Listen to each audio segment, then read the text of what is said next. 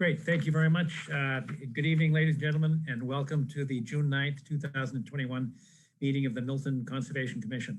The commission members are appointed by the Select Board to implement the rules and regulations of the State Wetlands Protection Act and the Milton Town Bylaw, which governs resource protection as well. As a matter of formality, we, number one, invite everyone to speak, to ask questions, to make comments, but please introduce yourselves first. And then we welcome your comments. Secondly, as a matter of formality, we introduce ourselves. My name is John Kiernan. Jerry, you want to go? Jerry Burke, good evening. Todd Hamilton. Hans, you ready? Hans Van Lingen. And Wendy. Good evening, I'm Wendy Garpo. And Steve Ivas, Conservation Agent. No, thank you very much. I think we're ready to begin. This is a public meeting and public session. Number one on the agenda tonight is a notice of intent at 1268 Canton Avenue. Do we have a presenter for the applicant? Good evening. I'm Christopher Wagner with VHB. I'm a senior environmental scientist at VHB, and I headed up the filing of the NOI and did the flagging of the wetlands on the site as well. With me also is Taylor Donovan, an environmental scientist with VHB as well. She's actually going to walk you through the presentation. She wrote up most of the NOI and probably knows more about the site than I do at this point. And also with us is Matt Mazzone. He's one of the specialists in our site investigation and remediation team.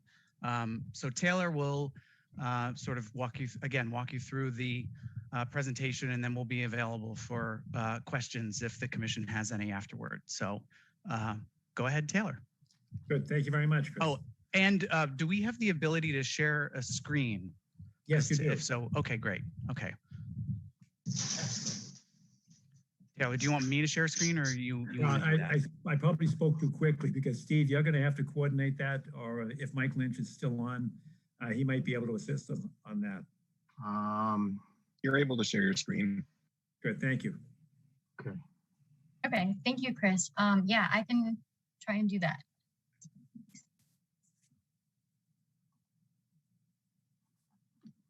Oh, okay, no, it says it's disabled. Yeah, I'm getting the same message actually. Host, it's disabled screen sharing. Okay. That's a setting that you need to take care of. Taylor, you should be all Zoom set. profile.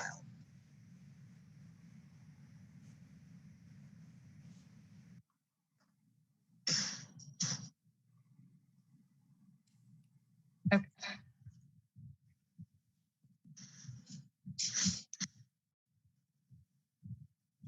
All right, can everyone see my screen okay? Yes, we can, Taylor, thank you. Okay.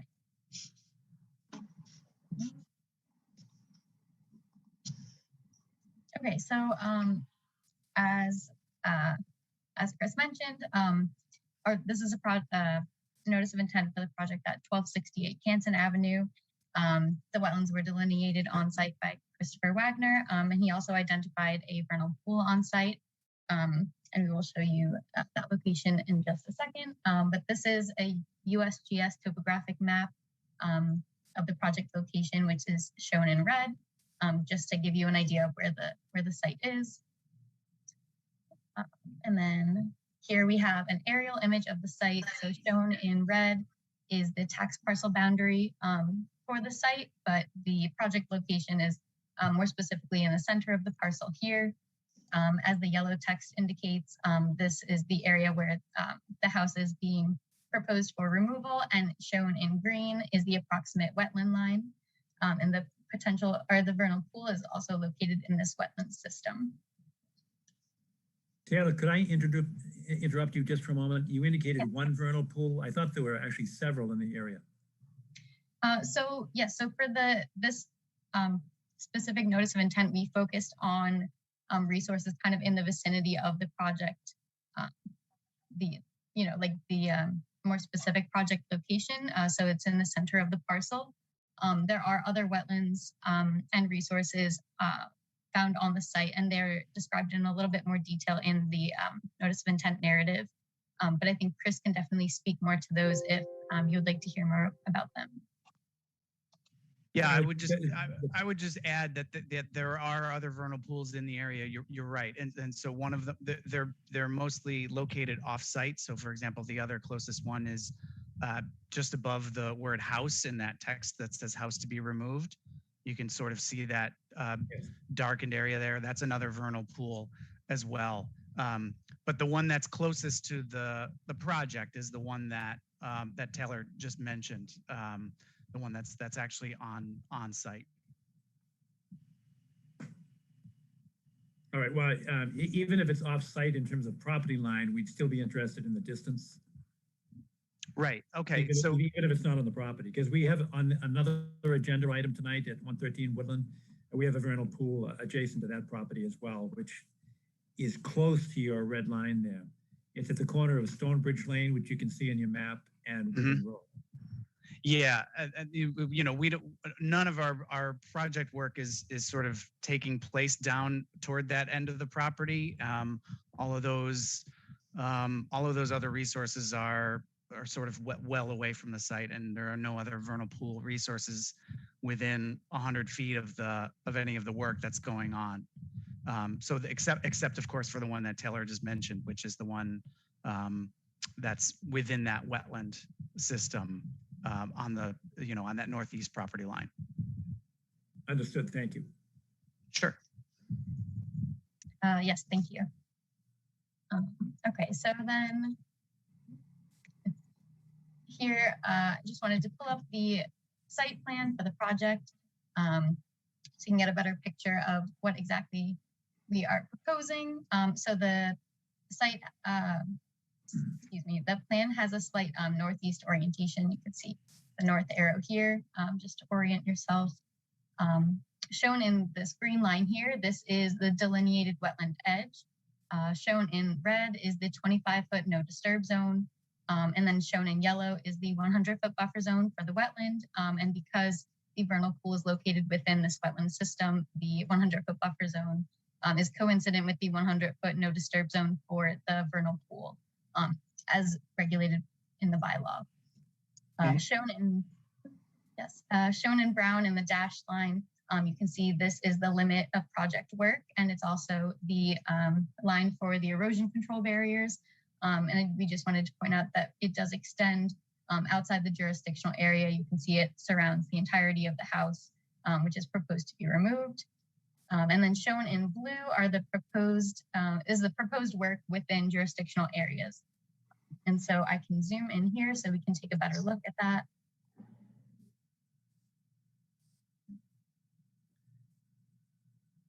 And while you're doing that, could I ask if we're going to accept this plan, would you be kind enough to just indicate where the vernal pool line is? I did hear you say that it was coterminous with the wetland line, but I'd be interested in seeing where it is. Sure. So the exact location of the vernal pool, I don't believe is shown on this plan, but it's within this wetland system. And so the limit or the extent of the vernal pool would be coincident with the edge of the wetland line, if I'm understanding that correctly, Chris. Yeah, that's right. The vernal pool line and the wetland line are essentially coincidental. So that wetland line that you're seeing is also the boundary of the vernal pool. I do understand that, and I understood it the first time. What I'd like though is the plan to indicate it. We're particularly sensitive to vernal pools. It's a certified vernal pool by the state. Although some of them in the area, I think, still remain uncertified. But I think it would be good for us and for our record keeping if the vernal pool were delineated as well. So I guess I'm trying to understand what you mean. So the delineation that's shown here is also the delineation of the vernal pool. So would you just need some text to that effect that we could add onto the plan that says boundary of vernal pool? That green line is the boundary of the vernal pool? That's right. Actually, John, this is Steve Ibis. I was out there looking at it, and the green line really isn't the boundary of the vernal pool, the mean annual high water. The mean annual high water is more represented by the black line there, the wavy black line. Those flags are above the elevation of the vernal pool. Yeah, we were being a little conservative in our But but I like to be more exact. Sorry, Chris. So John, you were asking about the extent of the vernal pool, and it's Yeah. really just inside the green line, as that black line is showing there. Basically, it's a mean annual high water, and that's where the water was last week when I took a look at it. It looked like it was at the mean annual high water as well, after that 3-inch rain we had over the previous weekend. Just Steve, FYI. I understand that, and I'm not trying to be, nitpicky on this, but we have another agenda item tonight, and the original controversy at that location, nothing to do with the current homeowners, but that original jurisdiction devolved around the distance from the vernal pool. It's very important that our records showed that. And what I'm suggesting here is that we've got some area in blue that's within that 100-foot mark. We haven't gotten to the point of what that work within the buffer zone is going to be, but that buffer zone for Wetlands Protection Act purposes is simply that, it's a buffer zone. But under the town bylaw, it's 100-foot non-disturbance. And I can't tell, I see where the green line is and I see where the brown line is, but I'm looking at that blue square inside the circle, and that appears to be within the 100-foot non-disturbance zone of the vernal pool, not the 25-foot, the 100-foot, which is under our bylaw. That's right. Actually inside the 100-foot buffer. There is no line on this plan for the wetland, the mean annual high water 100-foot. Would you agree with that, Chris? Yeah, so what we, our intention with this filing is to, again, to take the more conservative line, being the wetland line, put the Right. 100-foot buffer on that. And we, again, our sort of intention was to call the lines coincidental and say that 100-foot buffer line was also the 100-foot no disturb line from the vernal pool. And the work that we're proposing is removing, some very small amounts of impervious surface and returning it to a pervious area. So our intention was to seek a waiver from that provision of the bylaw to do this work because it's an improvement over existing conditions. The black line that Steve is referring to, which is sort of the general mean annual high water line, if we sort of take that as the vernal pool boundary, as you can see, the lines are very close together between wetland flags 117 and 118, which is basically the controlling line that would where that 100-foot distance would extend from. So there really is going to be essentially no difference between the buffer, or very little difference between the 100-foot buffer zone line and the 100-foot distance from the boundary of the vernal pool. So, this work that is proposed, which again, Taylor can talk about it in a little more detail, but it's minimal work. It's removing some small areas of impervious surface area and returning them to a pervious state and decommissioning that well that's there. So this proposal does have we're seeking relief from that provision of the bylaw for the 100-foot no touch zone. So that is an element of this proposal. Understood. So then our predicate assumption is that the blue area of proposed work is within the 100-foot non-disturbance for a vernal pool. Correct. That's right. Okay. Thanks, Taylor. I know I interrupted you. I apologize. No, not at all. Thank you, Chris, for helping to explain that.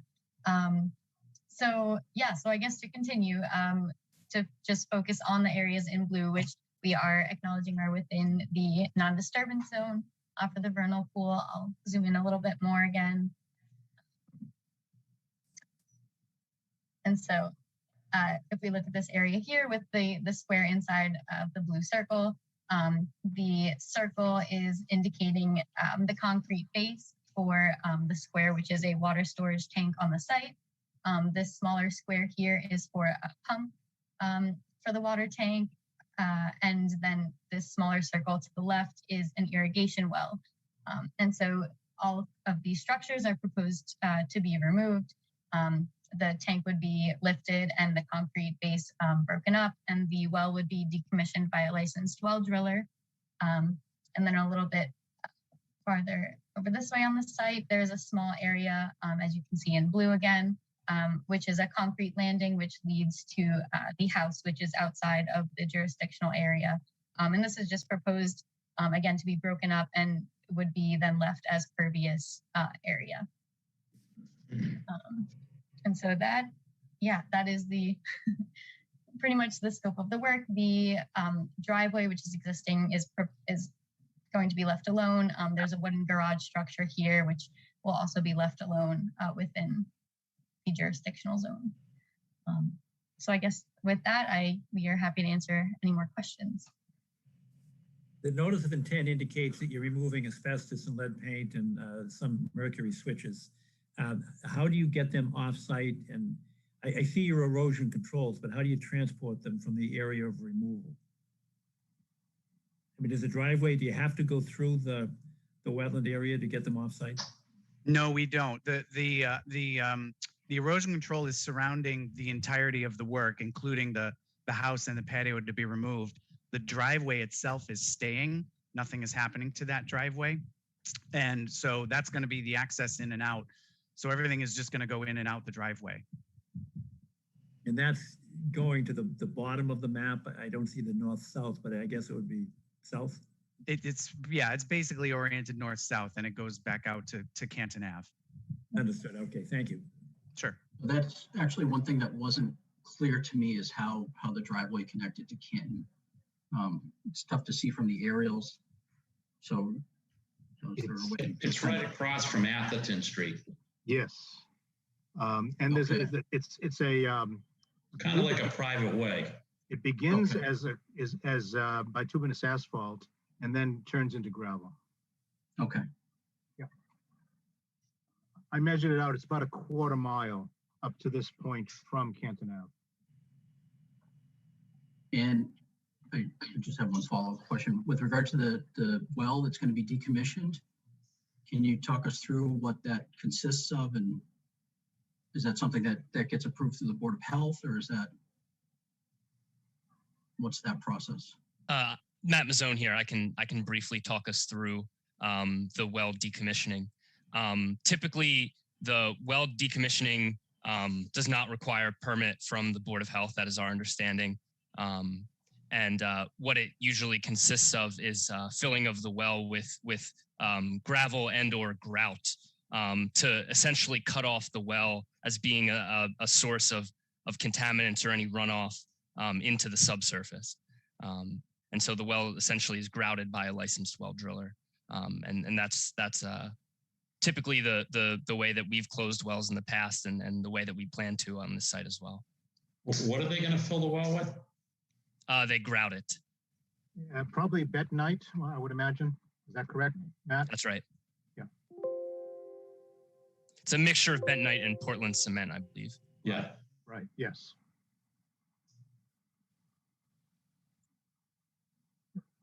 All right, any questions from commissioners? I have a question for Steve. Steve, in your experience, what's being proposed for the decommissioning of the well? Is there anything that we should be concerned about? Not to my knowledge, no, not at all. I'm very happy with the plans, frankly. I think they've done a good job thinking about it and describing it. Thank you, Steve. Certainly. Are there questions from abutters or from members of the public? Hearing none, we would have to have two votes to issue the order of conditions. One would be to exempt you from the no build, the 100-foot no build from a vernal pool under our bylaw. And that does require from a professional engineer or a professional wetland scientist a written statement that there would be no significant adverse impact to the resources which we protect. That's a requirement. If you haven't done it yet, if you just represent that that's true, and if you represent that you will forward that to our file, I think we can move forward. so we don't slow you down. But that is Sure. a requirement for us to vote on the issue as to whether or not there would be a significant adverse impact on the resources which we protect. That's a term of art in order to vote for an exemption from the non-disturbance from the vernal pool.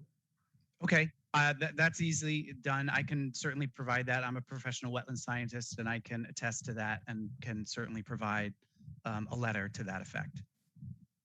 That's good. And it does appear to be a net benefit to the resources to remove this area and do it in the careful manner that you've outlined. Any other thoughts or questions from commission members before we move to a vote? Hearing no further discussion, is there a motion to issue, well, I guess the first vote we have to do is under the bylaw, and that is whether or not we can make a finding, and the motion would be to make a finding that there would be no significant adverse impact to the resources that we protect, including vernal pools, to allow this limited work within the 100-foot non-disturbance zone for the vernal pool. Is there such a motion? Moved. Hans, thank you. Is there a second? Second. Thanks, Jerry. Is there any further discussion? Hearing none, all in favor of allowing the exemption from the non-disturbance 100-foot area from the vernal pool, say aye. Aye. Aye. That's unanimous. The second vote would be on a motion to issue the order of conditions in accordance with the notice of intent. And in addition to that, for Chris and Taylor's benefit and Matt's benefit as well, we do have what we call boilerplate, you know, the standard provisions that during the course of the work, the contractor is not allowed to park overnight any equipment that has hydraulic power involved, and there's no refueling within our jurisdiction. Those are our standard procedures, so that would be part of the issuance of the order of conditions.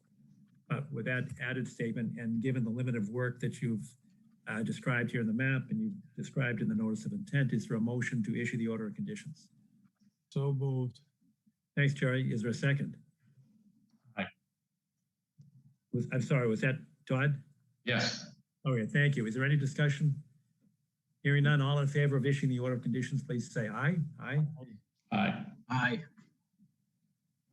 I think I get everybody. That's unanimous, correct?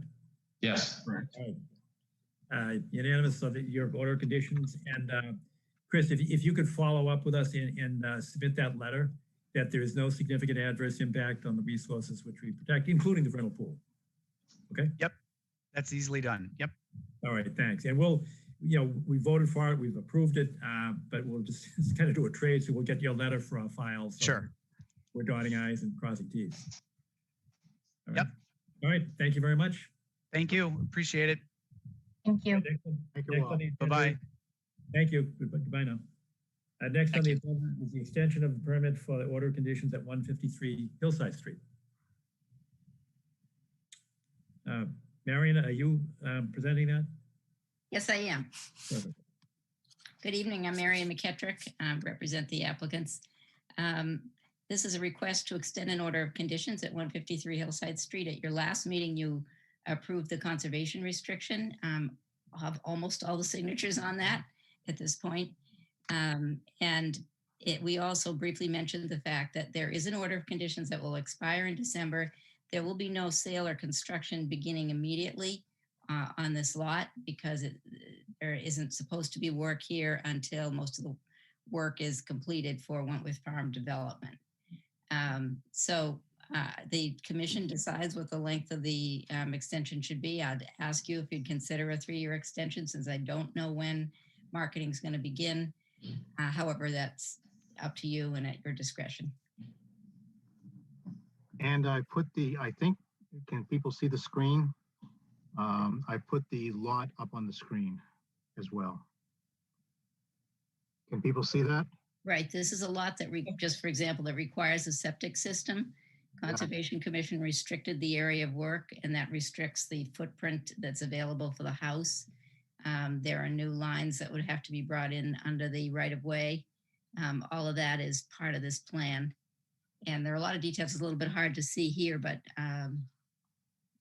I don't know if you can, if you send this, well, if you enlarge it, it's much easier to see the details.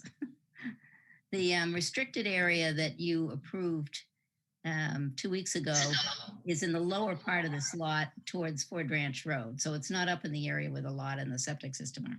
Exactly. I'll just make this a little bit bigger here for you, Marion, okay? Right. Here's the existing gravel driveway. Right there. Yep. There's the proposed leaching field, and there's the house location. Right. I remember when we visited, it was a very hot day. And for the public's benefit, the Conservation Commission has been to this site on many occasions. Yes. Going back to the approval of the driveway to nowhere. It goes back about 10 years ago. And then we would return there during the development of Wentworth Farms as well as the Scottwood Trust conservation restriction. We were actually there on site. So we've had quite a bit of exposure here. And Marion, I thank you for your good work in drafting the conservation restriction, which has been approved by the Conservation Commission, the Select Board, and the State Executive Office of, help me, Energy and Environmental Affairs. Energy and Environmental Affairs. We'll be waiting for the, well, once I have all the signatures locally, then we'll get the final signature on that. I hope to be able to record it the next couple of weeks. And I will send that to you when it's done. And again, for the public benefit, that conservation restriction restricts development of how much is it? It's around an acre? It's less than an acre, 0.6 something, 6.9 maybe. Sorry, let's see if I have it right here in front of me.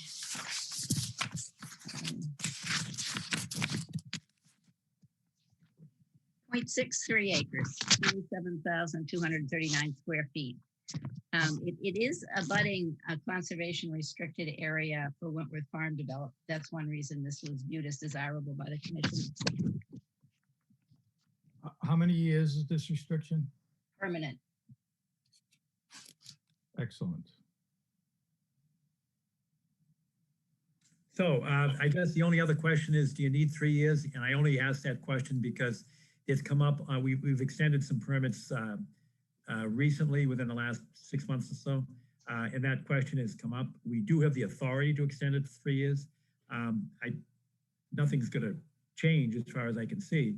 So it may not matter, but is there any significance to the 3 years as opposed to 2 years for the applicant? Only that I don't know the development window. I mean, you could do, of course, you know, it could take 3 years to sell a lot and then you'd have to come back to the commission anyway. I don't think, well, I don't know whether the commission extends again without coming back and doing another view of the site and a wetlands delineation. I just don't know what the timetable will be. I do know that it's not started yet, and I don't expect that it's going to start before this expires. So, you know, you can do it in increments. I don't know what your policy usually is. I think you granted a 2-year extension for some lots off Brush Hill Road last year. Same idea. We didn't know when that development would be finished, would be commenced. So, I mean, you know, yes, I would prefer 3 years only because the time seems to pass quickly and we're not done with Wentworth Farm development yet. So, you know, I guess is there some particular concern that you have that would mean that you want to come back sooner? Marion, I have none, but I know the question was raised by one or several commissioners about the length of time. So I just put the question on the table. I'm comfortable with 3 years, but I don't know how others feel. And this is a permanent restriction, which is a positive benefit for us. Wendy, I don't see you, but did you have a question on the number of years? No, thank you, John. I don't have a strong opinion either way. Okay, all right. Well, I'm comfortable with a 3-year extension. It's certainly within our authority to do so. If somebody would like to make a proposal, whether it's for 3 years or less than that, I'd entertain a motion. Well, let me back up. I'm sorry. Are there any questions or comments from abutters or members of the public? Hearing none, then I would invite a motion to extend this order of conditions for an additional 3 years. Is there such a motion? So moved. Thank you, Jerry. Is there a second? We need a second for the motion in order to vote. Second, yes, sorry, couldn't hit the mute. Thank you, Hans. Is there any discussion? Hearing no discussion, all in favor of extending the order of conditions for a period of 3 years, raise your hand and say aye. Aye. Aye. Aye. That's unanimous. If you'd record that for us, Steve, thank you very much. Yes. Have already? Okay, Marion, thank you very much for your courtesy and presentation. Thank you And- very and- much. and- When you give me a copy of this, I will record it, Perfect, thank you. or the original, I will record it. Thank you. All right, Thank you very much. thanks, Marion. The next two items, 3 and 4 on our agenda, notice of intent at 14 Woodlot, and also an amendment of order of conditions at 14 Woodlot. And I'm going to confess that I don't know the answer to a question. I have recused myself from all of the Pulte home developments. I actually don't know if this is still a Pulte home development or is it a homeowner and we've gone beyond Pulte. I don't know. Probably the most conservative thing for me to do would be to recuse myself from consideration, which I will do. And I don't believe that will destroy the quorum. We can still function on this. But I believe it's appropriate because it certainly originates with the Pulte development that I should continue my recusal from consideration of anything related there too.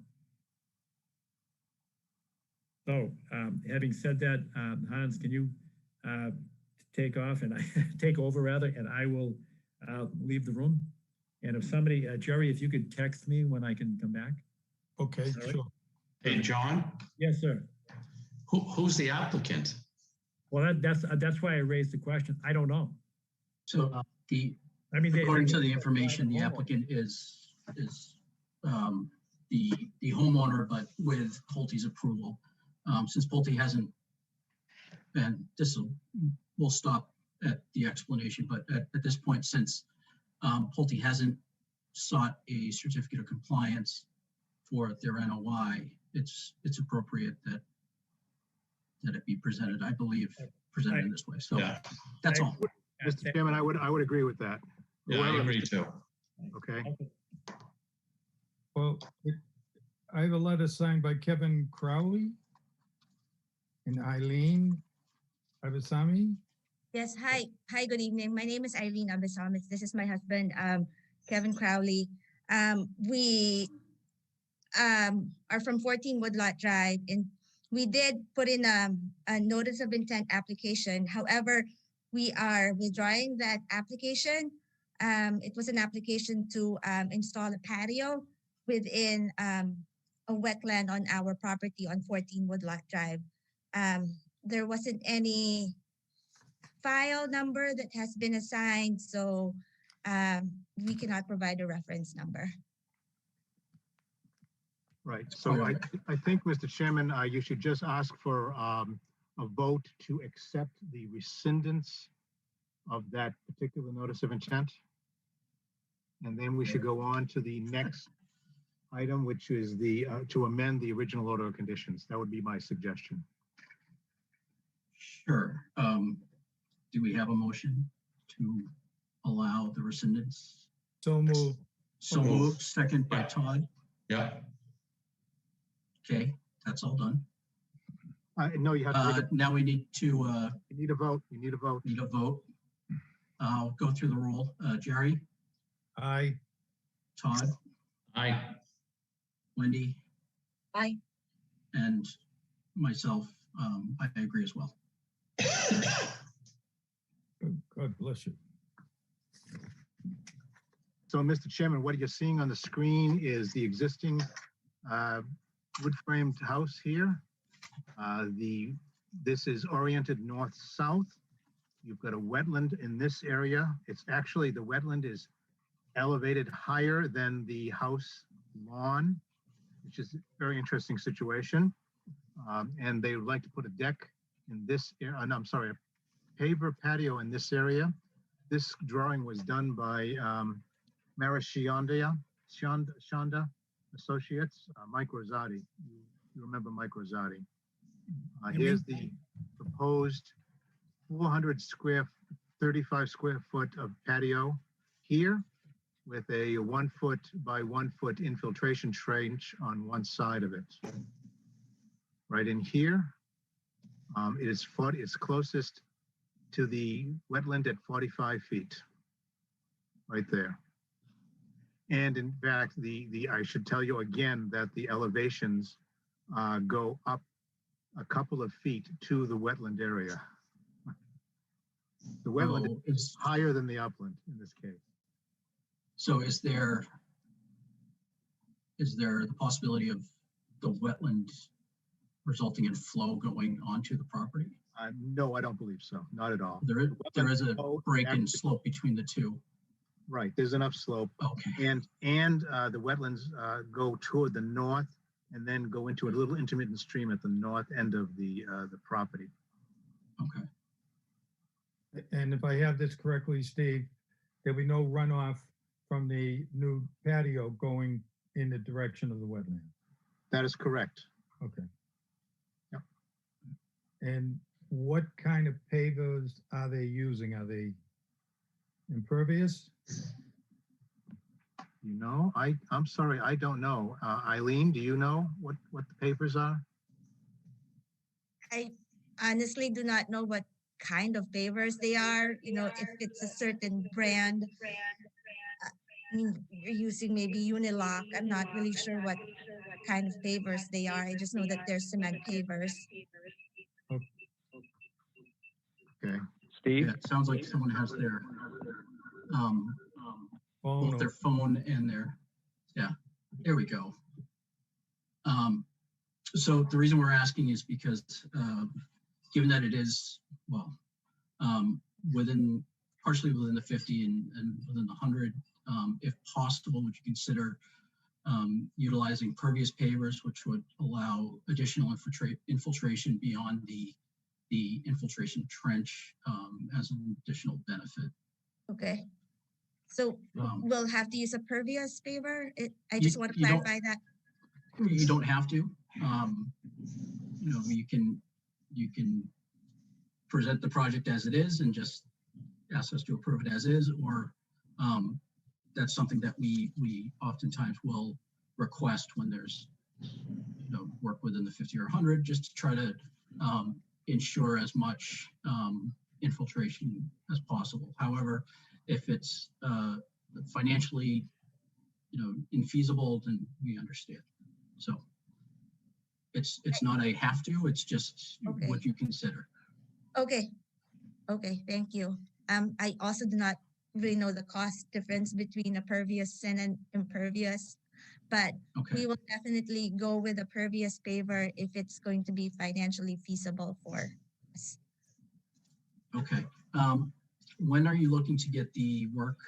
When were you hoping to have the work done? As soon as we get the approval and as soon as we get the materials. Okay. So it does seem that, given the direction of the flow here, it would indicate that there isn't much of a risk of the expansion relative to increased flow into the wetland. Agreed entirely. It's got to be at least 2 feet difference in elevation. Okay. Is there any other questions or comments from the other commissioners?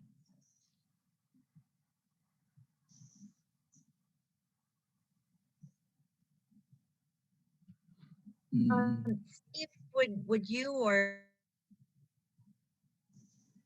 or one of the other commissioners more familiar with the history of this project just provide me and members of the public some background about the approved limit of work that's on this plan?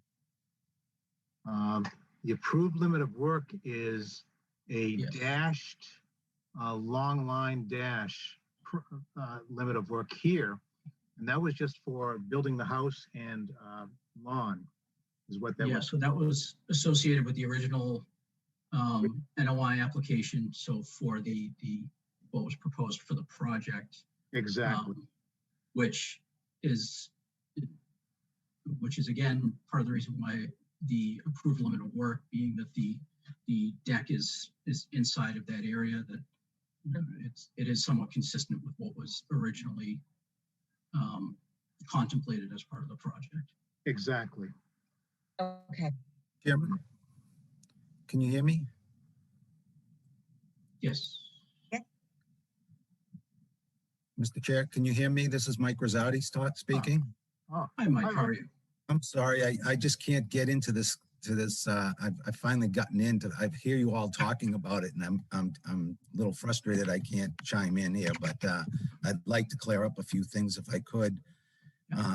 As you indicated, Steve, that approved limit of work was for the original house and lawn area from the original filing that we did for Pulte. And this work is occurring in that disturbed area that was approved. So this would be in addition to what we had previously proposed in the backyard. And relative to the impervious, I assume that this was similar to the other patios that were done in the subdivision where they had brick pavers and the sand, polymetric sand in between. So we proposed the trench around the perimeter to try and help infiltrate the runoff from the patio, which we expect to be very small. And then further, the runoff from the back of this house ends up flowing over the adjacent lot to the left and into a catch basin that we provided in the subdivision that brings it to the detention pond across the street. So there's ample protection relative to any increased runoff from this work. Having the burden of trying to, I don't know, conform this patio to something that's pervious, I don't think that's necessary. Yeah, and that's the exact reason why I said I presented it as an optional consideration as opposed to being something that we're asking for directly. So Right. I understand that, given the topography and the way the water will flow. So as you say that, does it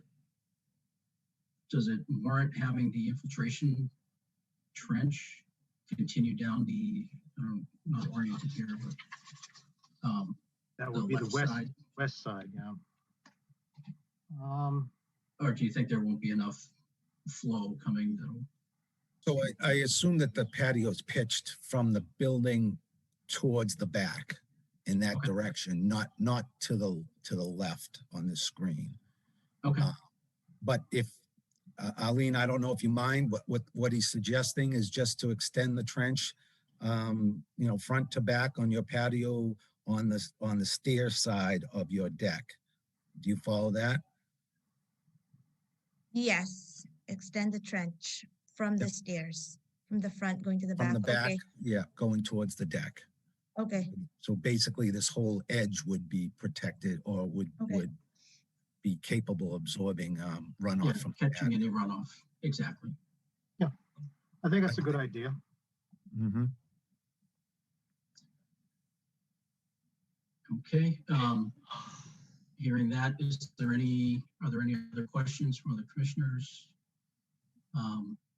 Is there anyone from the general public that has any, or butters that have any questions or concerns? Hearing none, do I have a motion to approve the proposed Amendment of the order of conditions. amendment to the order of conditions? Here we go. So moved. Do we have a second? Second, Todd. Second, Todd. So I'll just run down. Jerry, Aye. Todd, Aye. Wendy, Aye. and myself. I'm also. And Mr. Chairman, that was once we get a plan that shows the infiltration trench modification. Correct. Okay. Yep. Good. Mm-hmm. Mike, thank you. Eileen and Kevin, thank you very kindly. Thank you. Thank you. Thank you very much, Steve. Thank you. Mhm. Bye now. Bye now. Yep. I've already texted John. He should be back momentarily. Excellent.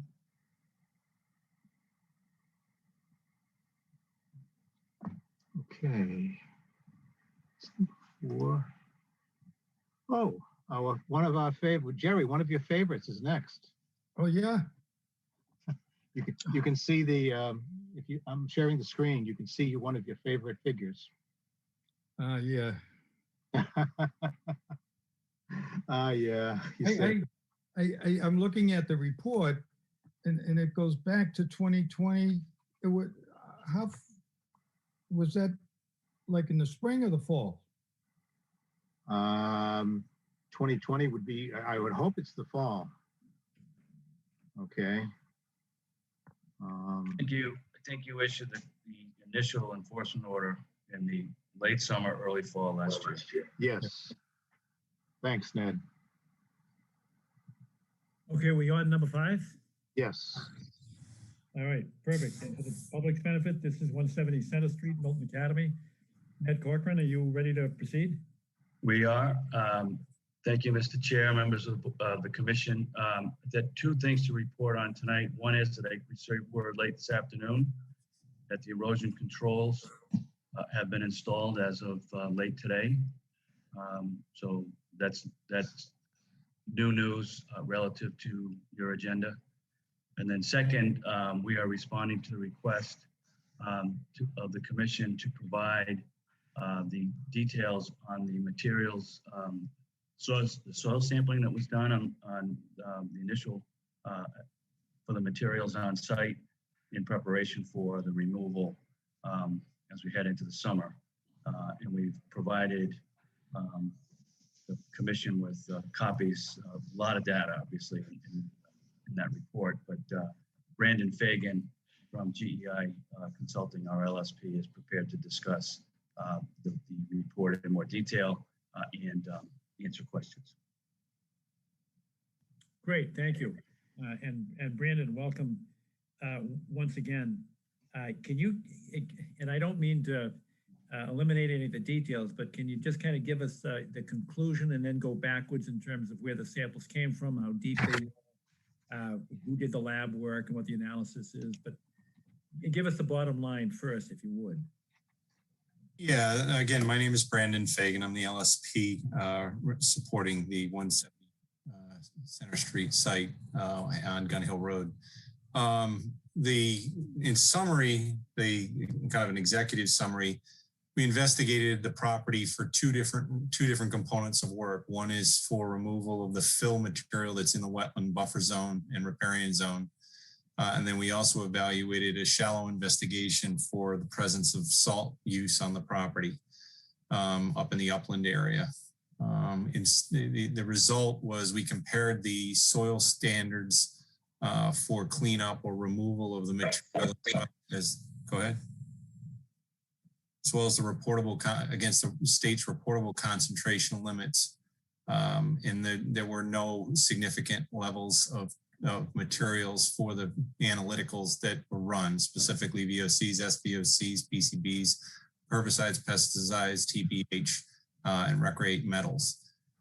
Essentially, we fell underneath the standard limits for those, and the limits as described under the MCP address soil and groundwater for public and ecological risk. And those standards include soils in S1, S2, S3, GW1, GW2, and GW3. Basically, this material is then available for reuse. On the investigation side for the salt, we didn't see any levels of anions or cations present in the soil that would support storage of salt based on running a comparison of the salt that is used on the property for road salt and sidewalk salt against the naturally occurring metals and anions, and specifically sodium chloride, calcium, and magnesium. So levels were consistent with the USGS standards for soil in the area in Massachusetts. That's the summary. All right, and just, can you just by use of the map, show us where your soil samples came from?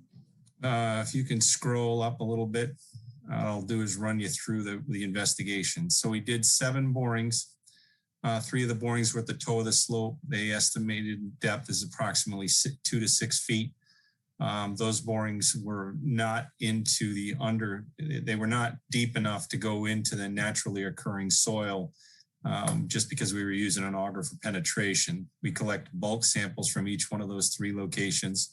That's 104, 105, and 106.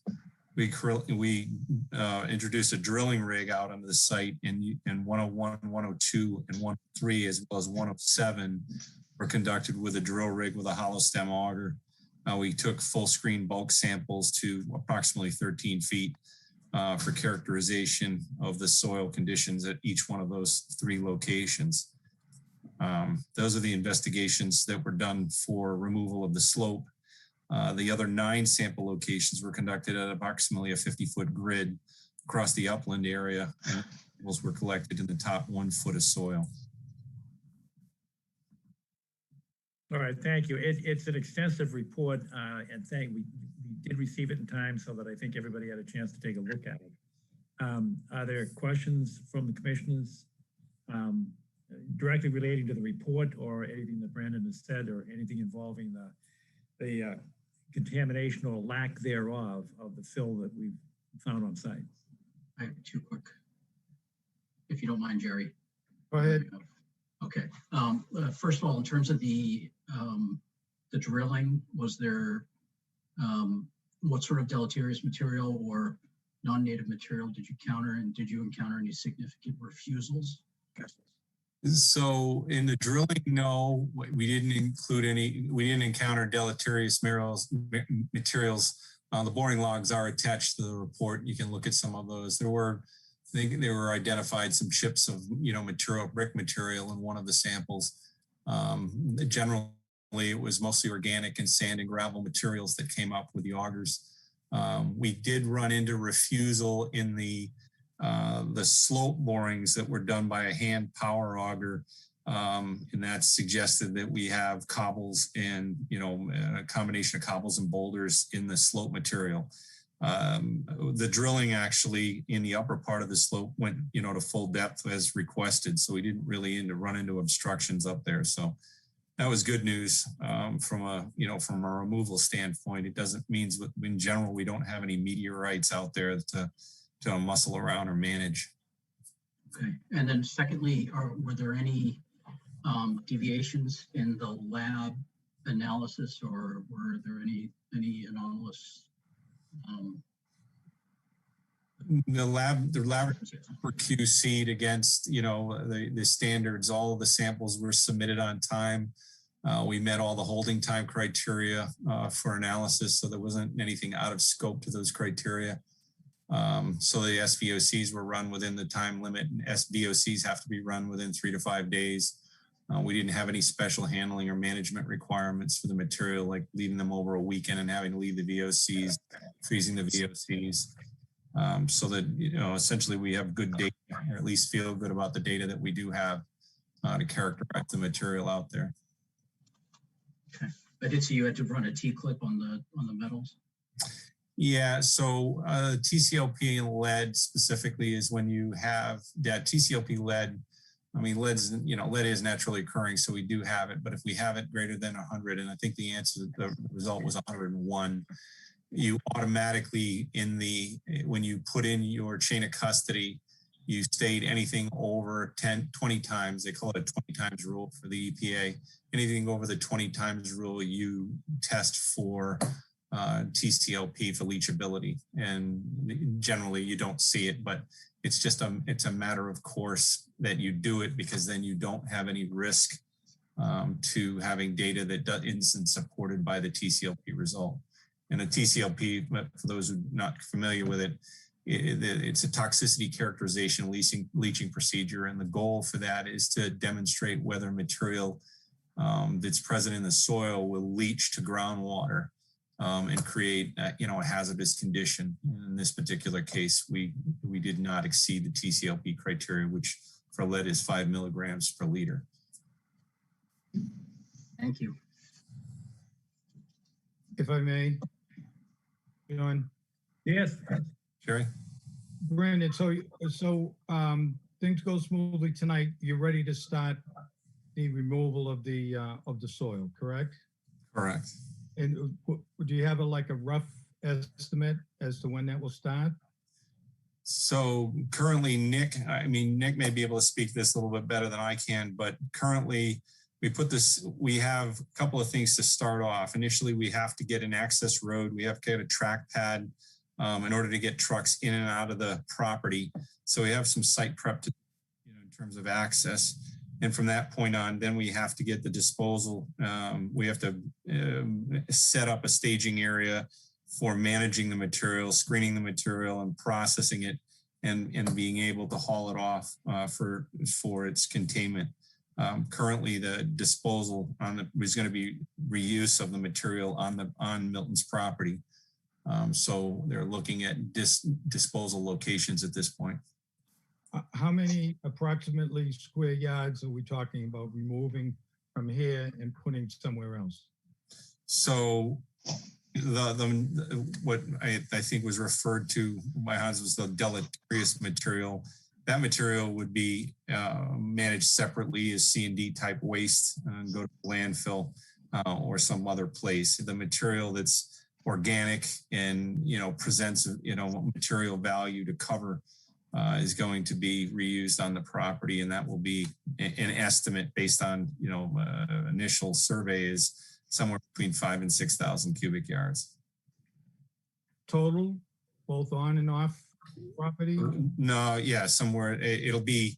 Again, we didn't run into or encounter a significant amount of material that wouldn't be reused. Meaning we didn't have meteorite boulders, we didn't have cobbles, stumps, trees, things like that. Those materials would be segregated. Boulders would be segregated, pieces of granite, to the extent that they're, visible brick and things like that would be removed out of the base material.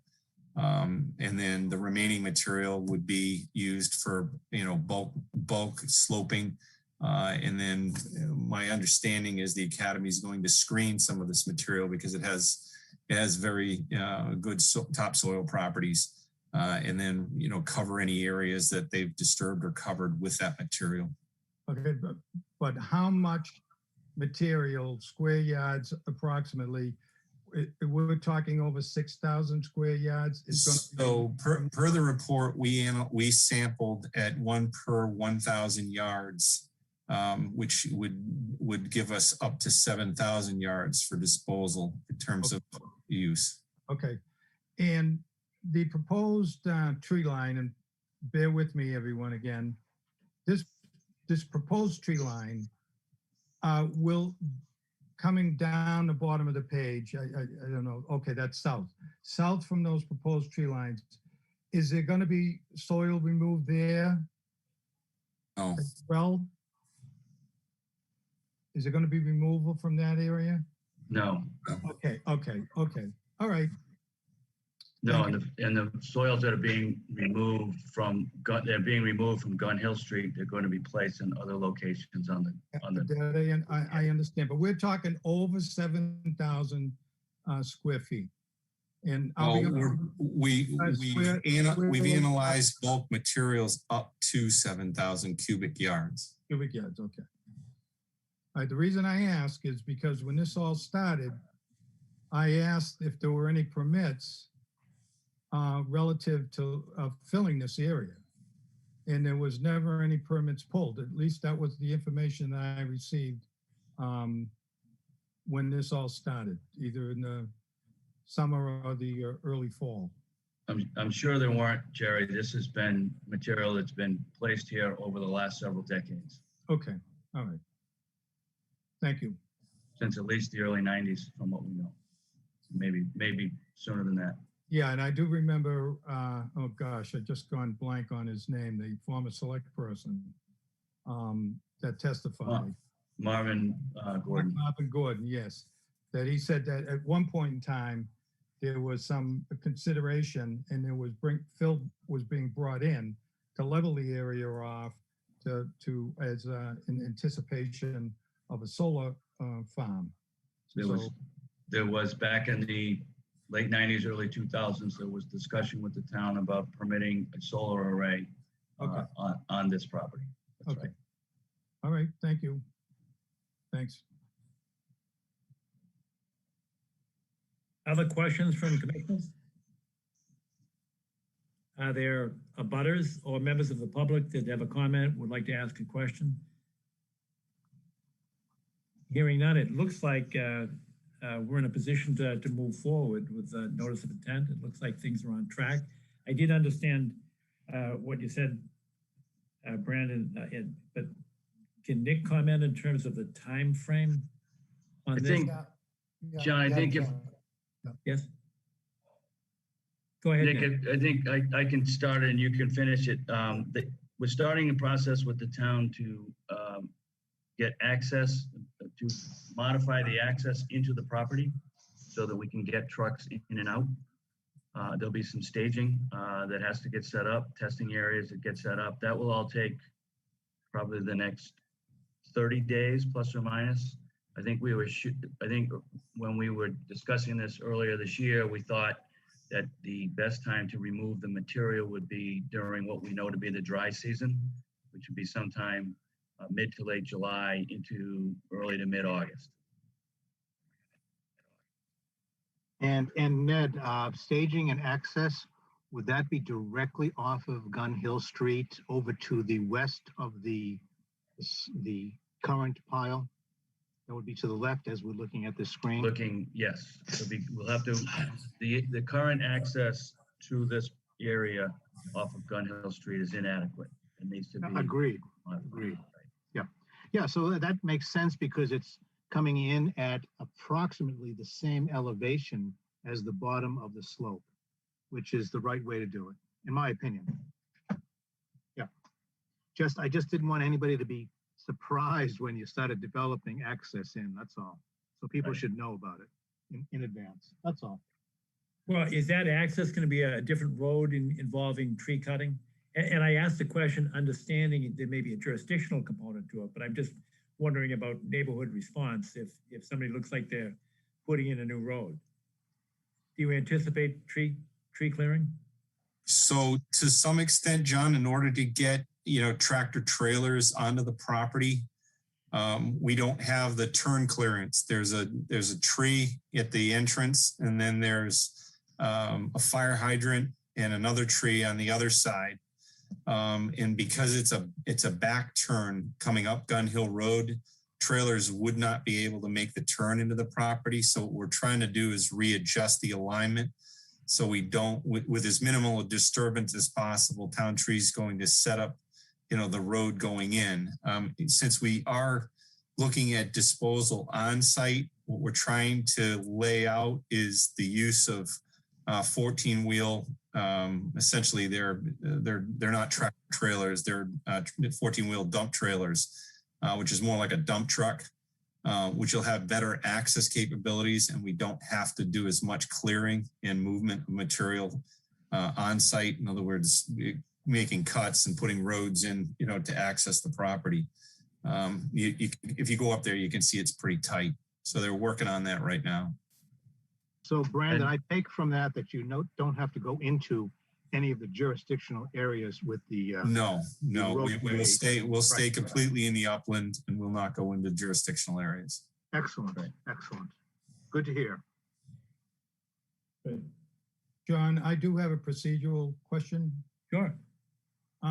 As you know, and I've said this at earlier meetings, that I think it's appropriate to consider fines. I don't think it's appropriate. I think if we talked about it once before, and as far as the process goes, now is not the time to consider that. Is that correct? I believe that's correct. I think that our primary task is to secure the remediation. Okay, good. Okay. Then we can take a look at it from a retrospective analysis in terms of, and cost to the academy may be one factor. That is the cost of their remediation. So I think it would be appropriately considered at a later time, near to the conclusion of the order of conditions. Okay. Any objection, Mr. Cochran, if I kind of poke my head in down there from time to time? Just do it with Mr. Ivas. Thank you. Yeah, and I think, notice is appropriate to the academy that you're going to be on site. Yeah, John, I think if you could let us know when, when people are on site, and I think Steve's done a very good job at that. Because, we're very cognizant of the site and its, its place and everything. And if we can just be alerted, so that campus safety knows, that there are people going to be up there and, or whatever. But I think, as I sit here and I listen to both Ned and to Brandon, it's great to have some great consultants helping you out on this. We're looking to do the right thing and get the soil, and remediate the site and do what's ever necessary. So if we can just be given a heads up of that, and we're willing to move on it. We've got graduation on Friday, but I think we're looking at a 3-week planning process to get the site ready. And we certainly know that we don't want Gun Hill to look like a big construction site with queuing up, trucks and so on. So we've even talked about a planning process of a staging area, which would be our pool lot down on Randolph, that trucks could queue up before going up the site. I understood, Nick. I appreciate it, and it sounds reasonable to me. Thank you again. And Nick, are you the best contact? Yes. Yeah, good. Thank you. Yep. All right. I think that's it. We'll really wait to hear from you. Will you give us like a heads up after you do this planning? And I understand completely, planning the road access, the staging area, and putting in place a phased remediation program. But will you just give us a heads up through Steve? I'll be happy to. Yep. Absolutely. We'll give you a plan of how we are planning to do, the removal and the routes that we'll take and how we're getting in and out. Perfect. Yep. You're going to control the mud coming off the trucks in and out of there. If we've got to do it, we will have stone track pads. Right. Okay. I would suggest 4 to 6 inch stone. Yeah, absolutely. Yeah. Yep. Yeah, I mean, again, dry season, we hope we don't have a whole lot of mud to manage anyway. Right.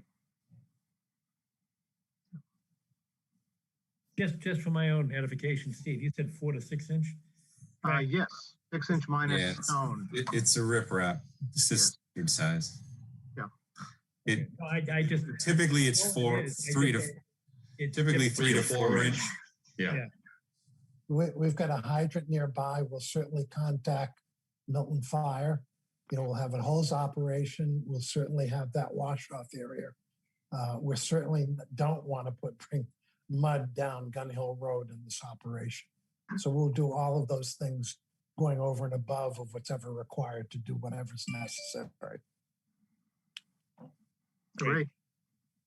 Thank you very much. And we're here for, consultation and facilitation. Let's get this done. Sounds good. We appreciate that. Thank you. Thanks, sir. Thank you. Have a great summer.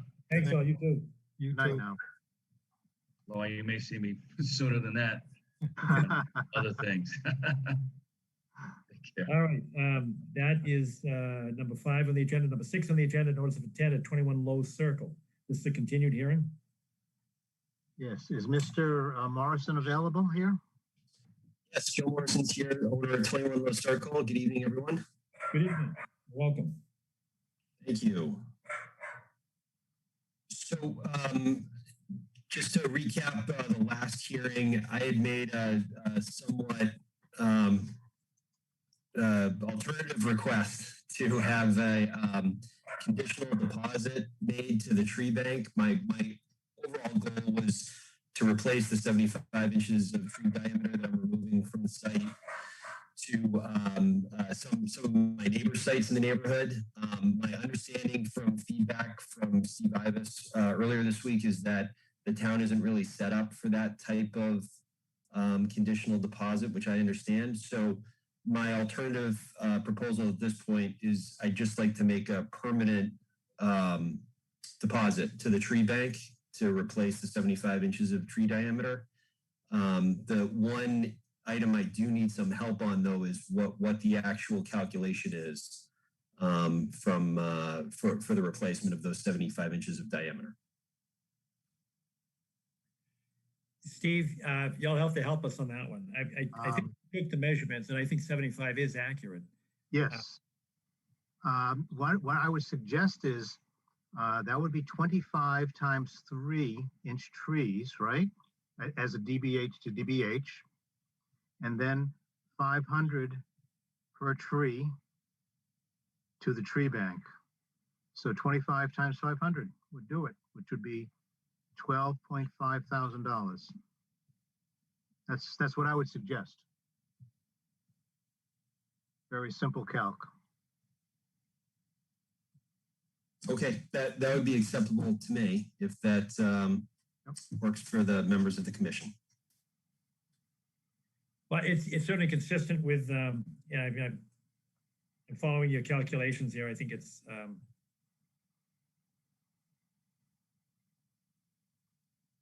yeah, I think the math is correct, and that's in conformance with the regulation or the performance standard that we changed when we went from the, 3-to-1 and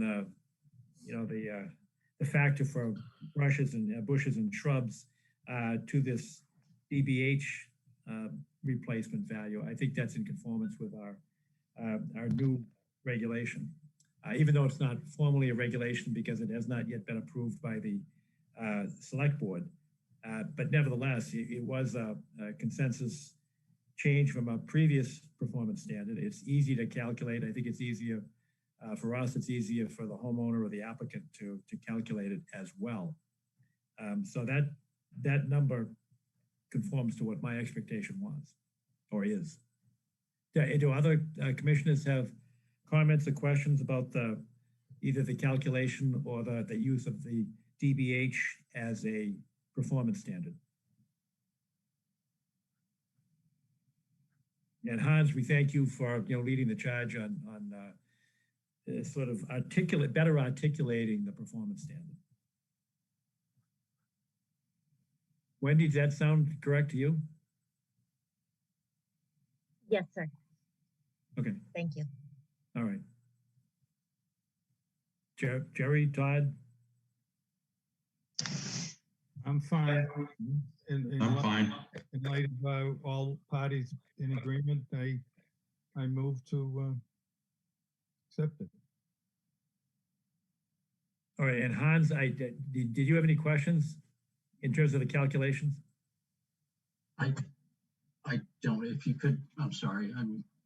I'm playing single parent tonight. My wife's away and my daughter's ready for bed. I'm trying to. My ears are going in two different directions. Steve, can you repeat your calculations? Yeah, I'm sorry about that. I'd be happy to. Not a problem, Hans. Good luck. 75 inch tree, 75 inches of DBH. If we take and do a 3-inch caliper diameter, we can do 25 of those. The cost of those is $500 a piece for purchase, installation, and watering by the town. And that comes out to $12.5 thousand. $12,500. Very simple calc. Is 75 DBH. That's just to refresh my memory. How do we come about to the 75 inch? I measured it.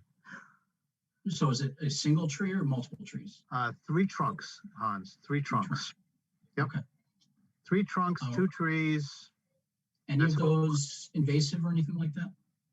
No, it was hemlock and spruce. Those are the trees. Okay, yeah, then it seems appropriate. And I didn't ask specifically for a neighbor, and I'm embarrassed because I do not recall the abutter neighbor that we met on site, but I didn't know A, if she was present, or B, if she had a comment or a question. I don't hear any. All right, are there any other abutters or members of the public that wish to ask a question or make a comment? Hearing none. Jerry, did you make a motion to accept the $12,500 contribution to the, that would be to the revolving fund? And Yes. for purposes both of the public and for the applicant, I just want to make sure everybody knows that the revolving fund, we can take in as much as we can, or as is appropriate, but we're limited to expending $15,000 per year under the rules and regulations of the town meeting. Having said that, I did see some budget material for and some account material for the Conservation Commission that from the title of the account suggested that the funds had to be expended for trees. That's actually not accurate because the revolving fund law, when it was passed by the town meeting, it was for trees and any other environmental purpose that's defined in the Wetlands Protection Act and in the Milton Town bylaw. Having said that, we could certainly earmark these funds for replacement of trees because that's what it's coming in for. But it would be within the revolving fund and we would be limited to expending it at $15,000 per year, as long as that's understood. So Jerry, is that your motion to accept it and have the contribution made to the Environmental Conservation Revolving Fund? So moved, John. Is there a second? No vote without a second. Todd. Todd, you got it. Okay, thank you, Todd. Is there any discussion? Hearing none, all in favor of accepting the contribution? Say aye. Aye. Aye. Aye. That's unanimous. Ms. Morrison, I think we've concluded this. Am I correct? I think Yes. so. Thank you very much. Good. By the way, I should tell you that he still doesn't have, as of 5 o'clock tonight, there still wasn't a DEP number, although he did pay the DEP fees. So we should have the number momentarily. Okay, just FYI. We cannot issue the order until the fees are paid. That's the issue. Okay. Just a note of information. All right, and Joe, I don't know if you're familiar with the DEP website. Sometimes it works, sometimes it can be frustrating. Kathy Bowen can probably assist you. She's at the DPW. The only problem is she is not there this week, so she won't be coming until Monday. But I think by Monday she'll be in a position to help you with getting that number if you haven't been successful by then. Okay, terrific. All right, good. All right, Joe, thank you very much. Appreciate it. All right, thank you all. Thank you, Good Joe. night. Okay, next on the agenda, number 7, notice of intent 113 Woodland Road. Yes. I should tell you all that I got an email from Nancy Latazio just earlier this evening, who said she could not attend, but she did leave me a couple of sentence email that explains her position. And I'd like to read that if I may, Mr. Chairman. Sure. Once I get to it on my other computer here. Let's see if I can find it now. There we go. Stephanie and Steve, apologies for not writing sooner. I've had a busy day and my phone is not working for some reason. I will not be at the meeting tonight. And Stephanie, I hope you can attend. I'm not sure if Stephanie is here or not. Does anybody see her? Stephanie, are you here? I don't see her. In any case, she says that the recap is just what we presented in our original proposal. We had a site visit in which commissioners asked for some changes, including reducing the footprint of the patio, which we did, and some specs on the permeable paver, which we delivered, and removing the something that we had previously had in the 100-foot vernal pool zone. So we still have approximately 40 square feet. I'm not looking at the drawing, but it's labeled there, of permeable patio in the 25-foot zone. We have said that we wish to move the deck steps to the other side of the deck on the drawing, and that would be over here, I guess, right? Yeah, over here somewhere. I believe that's correct. Yep. We run And there is a procedural issue regarding the EO versus the NOI. She hopes that we can get a vote tonight, and she's very sorry that she couldn't be here. So that's what I have from Nancy. All right, and for the benefit of the commissioners and the public, DEP has actually reached out to us and asked us in setting the terms and conditions of remediating an enforcement order that we not ask for a notice of intent, because it creates another level of, I guess, review bureaucracy for them. And the position of DEP, by representation from Miss Alicia Geelan, who is, I guess, a circuit rider, she asked that they're trying to get all of the municipalities in Massachusetts to conform to the same procedure, that the notice of intent is kept separate from, that is, the terms and conditions of a notice of intent is kept separate from the terms and conditions of an enforcement order. And I indicated to Ms. Geelan that we would conform to DEP's wishes on that. But with respect to 113, I wanted her to know that there were two components to this. One was the remediation of the enforcement order, which we would be glad to keep the terms and conditions outside of a notice of intent. However, in this case, John and Stephanie Toomey, the homeowners, had applied essentially for a permit to extend the patio and the cantilever deck and some other issues that had nothing to do with the remediation of the enforcement order. And she understood that, and she said, that's fine. If you could keep them separate, it would be great. And I think that's what Nancy may have been referring to. So yes. What I would like to do is address the enforcement order remediation. And I think we can think about them at the same time because they do intersect, but keep the terms and conditions of the notice of intent separate. And that the notice of intent terms and conditions that I'm talking about, I think you just stated, Steve, and that would be the 40 square feet, approximately, a permeable patio extending into the buffer, and I guess moving the steps. Although I'm not sure the steps are jurisdictional. I don't, unless I'm missing something. It doesn't look. They're within the 100-foot jurisdiction. Yes. Well, are we looking at steps that go from like the bottom of the diagram to the top of the diagram, right where it says expand deck approximately 4 feet to the side? Yes. All right, and then the steps go to the left of that, above where it says XLDG. Is it above that? That should be existing landing, and I think the steps are over here. Is that correct? I thought it was moving over to the other side, the north side. Moving the steps over to here. Yeah, that's what I thought. Moving the steps to the north side. Again, this is the 25-foot line, John, the 25-foot no build. So it's all within jurisdiction. The 100-foot line is way over here. All right, I got you. Okay. All right. Yep. All right. But yeah, she did make a clear, they did make a clear effort to try and move that deck out of the 25 as much as possible, which I think is of value. Well, I thought they had agreed not to expand it because they wanted to cantilever it over the 25-foot. Yeah, right. That's mark. So they pulled it back and decided not to do that. Correct. Okay. All right, good.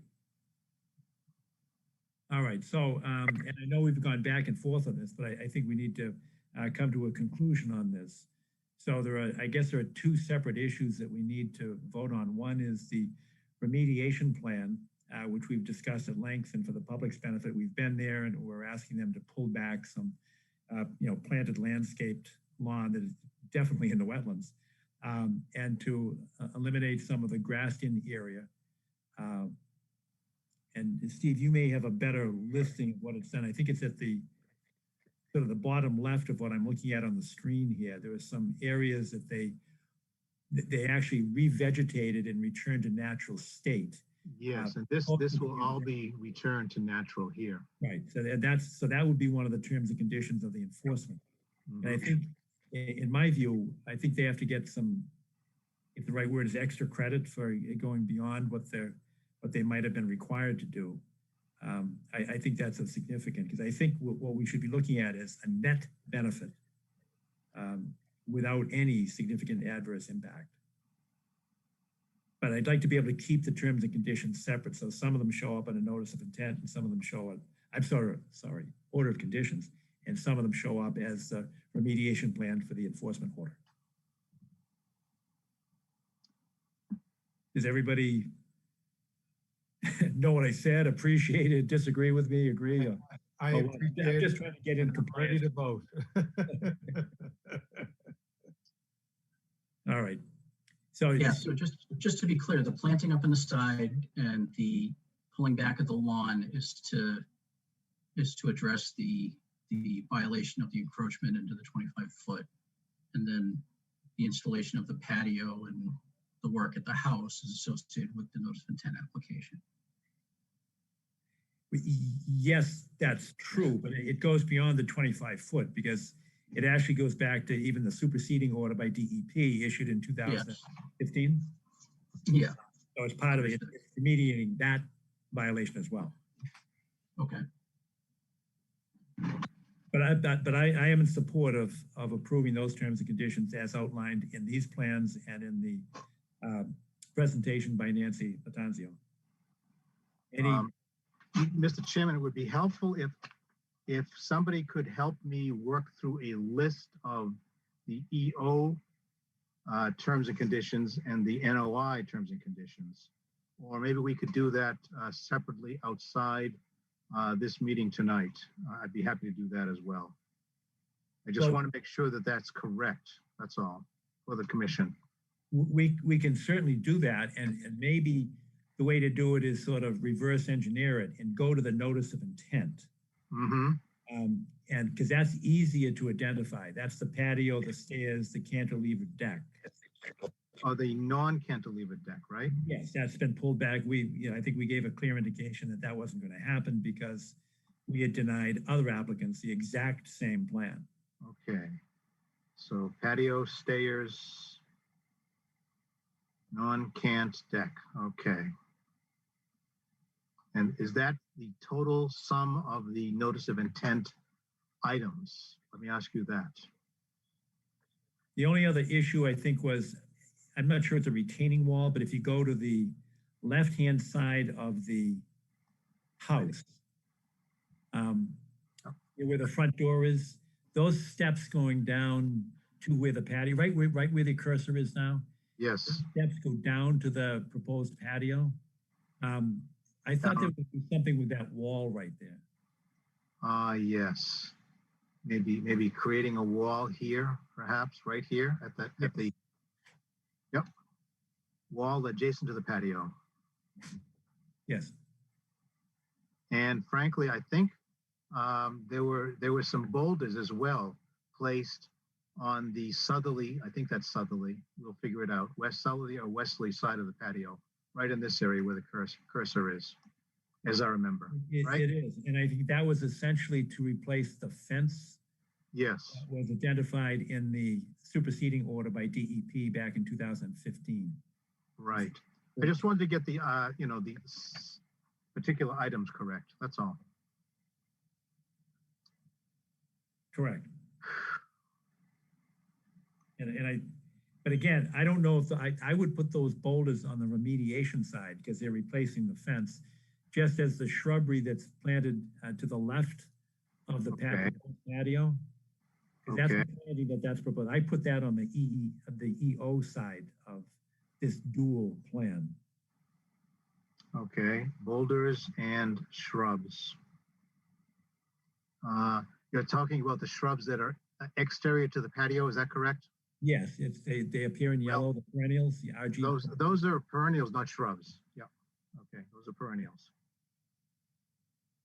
Yep. Shrubs are a little bit larger, that's all. Okay. Yep. That's fine, as long as we're clear. Okay. And then, of course, there's the reversion. Yes. To a natural state. Yeah, to natural state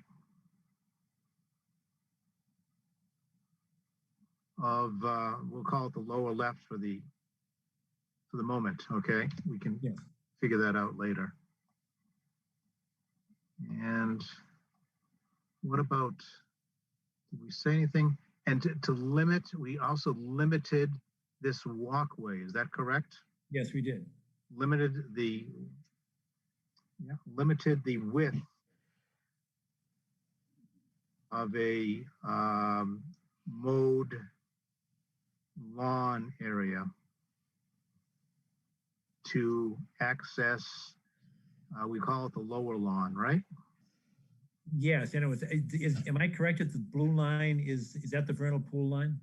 Yes, it is. And my memory is that whatever pathway had to be outside the vernal pool pathway. Wendy, do you recall that? Yeah, they were going to allow that to revegetate. Yeah, I think, well, are we going to allow a lawn here or not is the question. They were going to. I thought they had agreed that lawn pathway could be outside of the vernal pool. Okay, there's really not much place right here, John. This is planted. It's a planting bed here, a planting bed here. So it's really difficult to travel from the front here back without hitting a planting bed. Okay. Yes. Wendy, do you remember what we said about this area? This right here? My recollection was that they had agreed to make that a micro clover. In this area? By the way, it works well, micro clover. It's Yes, slow growing. But I tried some. It's working real well. Oh, no So micro kidding. clover That's here? great. That was my understanding. So they could keep the I pathway wish there, Nancy you was can- here to. Okay. In lawn, I'm going to say that's the front to rear lawn access. Okay. I thought the micro clover she said was through some of the pavers as well. Is that correct? Well, That as well, correct. I believe that is correct, Steve. Yeah, plus in pavers. Okay. All right. Sorry about this, folks, but it's been I complicated. think it's important to get the details. And Steve, I think Nancy Latanzio has already agreed to do this, and she may have already done it, but we will need from her a written statement that there is no significant adverse impact to waiving a portion of the 100-foot non-disturbance zone from the vernal pool. Just like we did in the 1268 Canton Avenue, the Jeffries. Yes. Thank you. Mm-hmm. I believe she's a registered landscape architect. Is that? Yes, it does qualify. I'm not sure if she's an architect or a designer. I believe she's a designer, frankly. A horticulturist. That's what was on her website, I think, or on her email earlier. Just take a quick look. Let me just read the caption on the email. Okay. Association of Professional Landscape Designers, Massachusetts Certified Horticulturist. Okay. Okay. So I think she can sign it, having those credentials. I do as well, Steve. Okay. Okay. All right, so now we've kind of separated the two lists. Are there any abutters or members of the public that have a question or would like to make a comment about this plan or these plans? All right, hearing none, probably take the path of least resistance. Let's go to the EO terms and conditions first. And to do that, because of this micro clover pathway inside the 100-foot vernal pool line, we have to have a motion. Is there such a motion that such a planting narrow as designed would not have a significant impact, adverse impact upon the vernal pool bylaw? Is there such a motion? So moved. All right, is there a second? Was that Hans? Or I Todd? had the initial motion. Thank you, Hans. Yep. Is there a second? Todd, yeah, Todd just seconded. Thank you. Okay, is there any discussion on this? All in favor indicate by saying aye and raising their hand. Aye. Aye. Aye. Right, that's unanimous. The second vote would be to issue these as the terms and conditions of the enforcement order remediation plan. Again, it's not an order of conditions, but they are the terms and conditions of the enforcement order plan, remediation plan. Is there a motion to approve them as presented by Nancy Latanzio and the applicant? So moved. Thank you, Hans. Is there a second? Todd, thank you for the second. Any discussion? All in favor, say aye. Aye. Aye. Aye. I'm abstaining, John. You're abstaining? Okay. We still have our quorum, so that passes. Now we move on to the order of conditions on the notice of intent. And that, I know that we've had some discussions and there may not be a consensus in this area. I think the two big areas are the one big area that I'm aware of is the 40 square feet of expansion into the 25-foot non-disturbance zone. And these are, as in terms of the applicant's attempt to remediate our concerns or alleviate some of our concerns. They are pervious stones with micro something clover. Micro clover.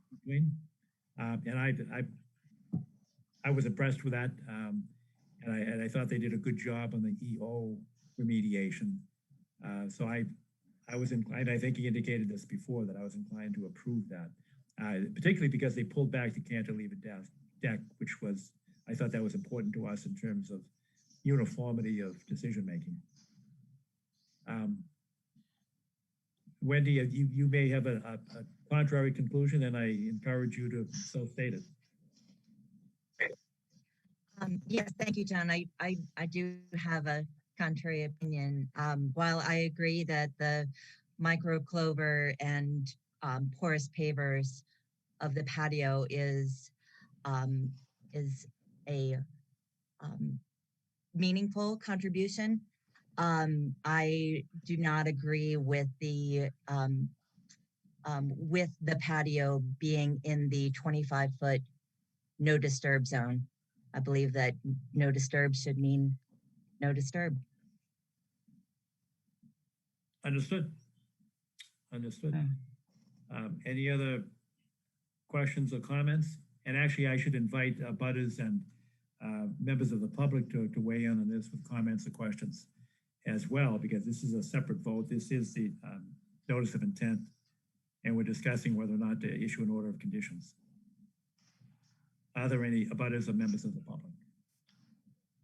Hearing none, it's back to the commissioners. Anybody want to ask a question or make a comment before we move on to the vote? All right, so first question is, yes?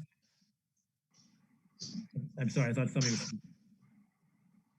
So is there a motion then to issue the order of conditions, which would allow the pervious pavers with micro Clover. Micro clover, John. Clover, yeah. Clover. Okay. Without the cantilever deck, and I think there is a retaining wall near the stairs as it goes down to the patio area. But keep in mind that's outside the 25-foot non-disturbance zone, so that's sort of a different issue. It's still jurisdictional to us, but it is a different issue. So, is there such a motion to approve on those conditions? Hans, is there a second? Second by Todd. Any further discussion? All in favor indicate by saying aye and raising their hand. Aye. Aye. Aye. Okay. 1, 2, 3. Three. Three. All opposed. Wendy's opposed. Jerry Burke, where are you, sir? I'm abstaining again. Okay, so motion passes 3 to 1 to 1. All right. The applicant is not here, but Steve, will you reach out to Nancy and indicate what has occurred this evening? I would be happy to, yes. Okay, great. All right, thank you very much. Moving on, the next order on our agenda, the next item rather, is number 8, notice of intent 485, 487 Blue Hills Parkway. That's the Ice House project. Counsel for the applicant, Adam Brodsky, communicated with me in writing last week requesting a continuance until the July meeting.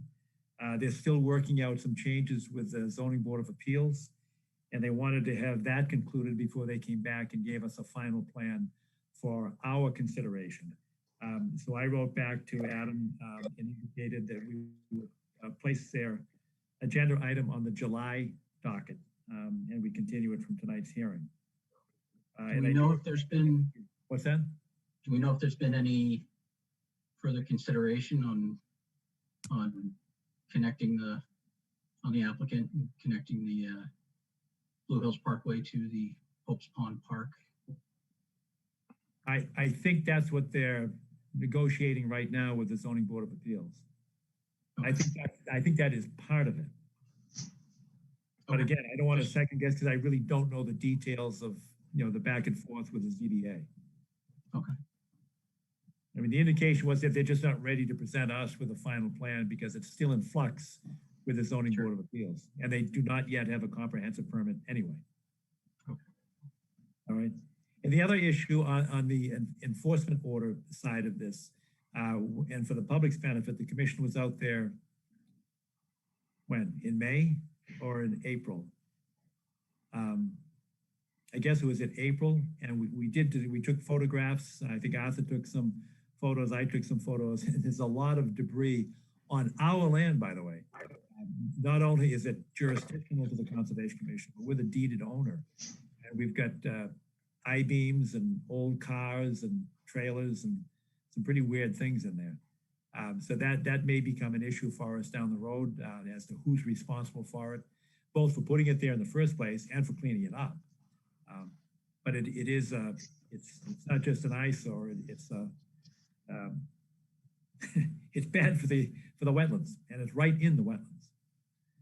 So that will be a point of discussion, I think, when we address this in July. Any other comments on that? That will be continued until the July meeting. No other comments. Number 9, enforcement order is 8 Cliff Road. 82, John, 82. I'm sorry. I was looking at the wrong agenda. 82 Cliff Road, yes. All right. Do we have the applicant here on Zoom? Yes, we're here, sir. David Powers, how are you? Thanks for joining us. And for your patience too. All right, so we did see the commission did see your concerns expressed about our visit to you on the 29th.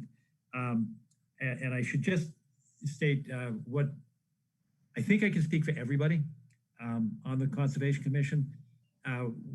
We believe that our charter, our mandate, is to help homeowners comply with the Wetlands Protection Act and the Milton Town bylaw.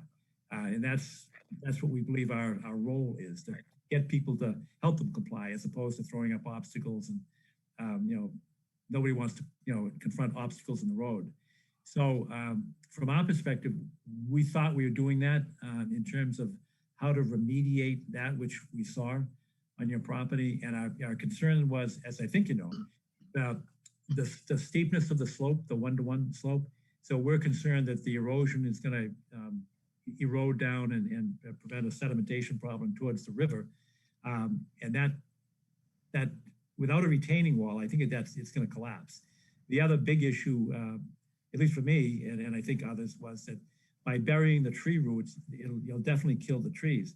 And we love trees, but it's not just that. It's actually holding the slope, because the roots of the tree are very, very important to holding that slope in place. And the roots are hugely beneficial for that.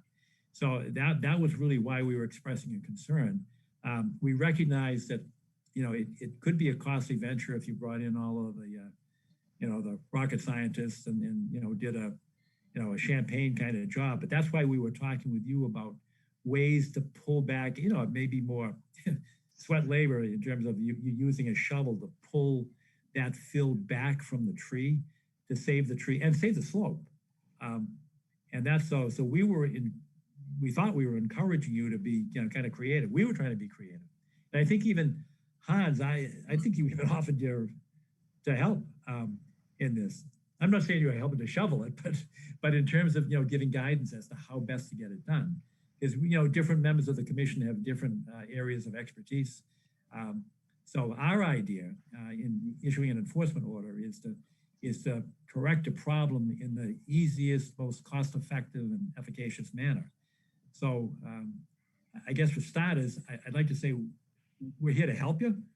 And I'd be delighted to hear some of your ideas as to how you can pull some of that slope back so that it's safe and return it to the original grade. So we're really open to a full and open discussion with you and see how we can facilitate this and make it less costly for you, not more costly.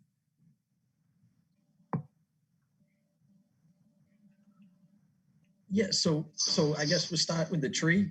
So the tree has a severe lean to the house, and it also has a split, and one of the splits hangs right towards the house. So I had someone come out and look at it the other day, and they said it should definitely come out as it is. That it's too dangerous to have up there for the house. We lost a ton of branches off of it over the last winter, like many people around town did. But yeah, in his opinion, it should come out rather than an arborist that you had. Yeah, he was an arborist. He was from Walnut Tree Service. Walnut Tree, where are they located? It doesn't matter. I mean, they're on the front of the Suburban Shopper. That's where we got them. Oh, okay, all right.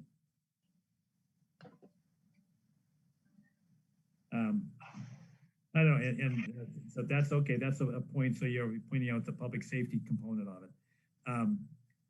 Let's jump from that because there may be other opinions. I know some of the folks are certainly better tree people than I am, but it looked pretty healthy to me. But I'm not an arborist, so I'm not suggesting that I am. But let's put the tree aside. How do you hold the slope? And I think in your email you're talking about urban decay, and I wasn't sure what you were referring to. It looked like that was a term that you had used about the bricks on the hill. Yeah, the bricks in the referred to like bricks that were holding the hill.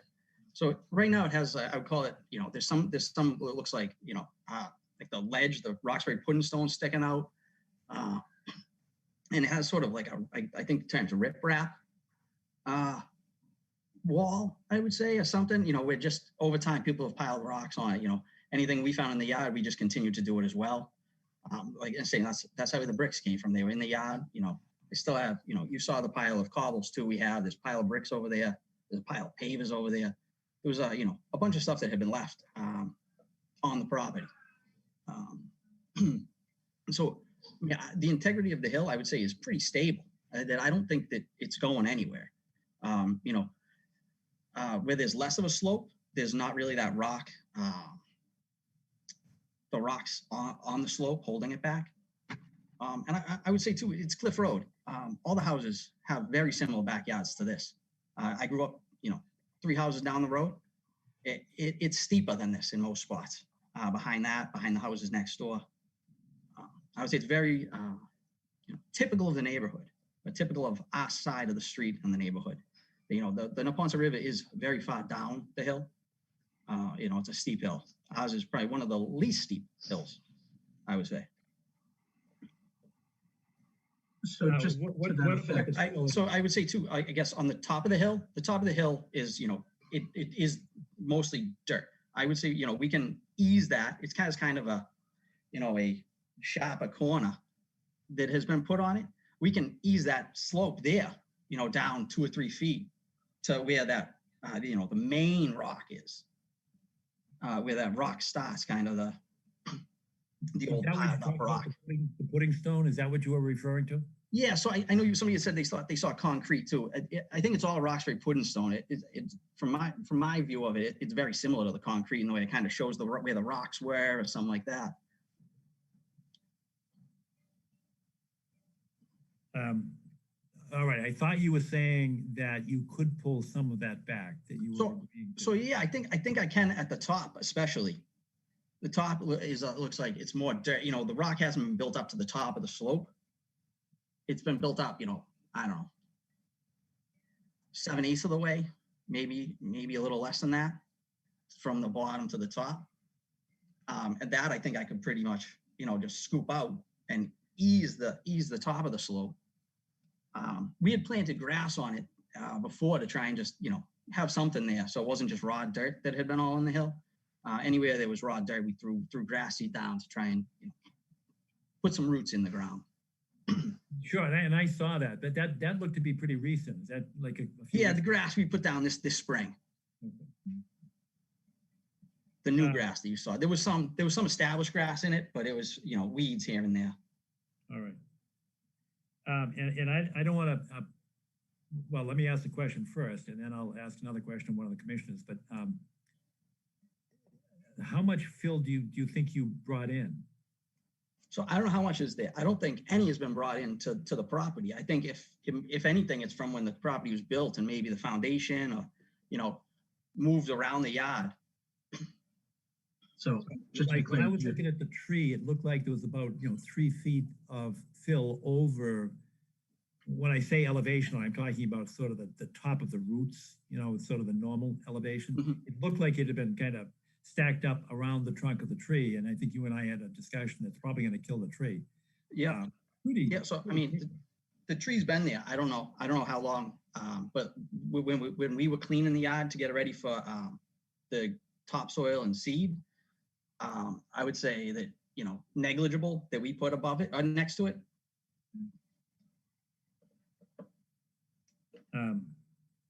Well, when you say you brought in the topsoil, how much topsoil? No, we didn't bring in any yet. Mr. Ivers told us we couldn't.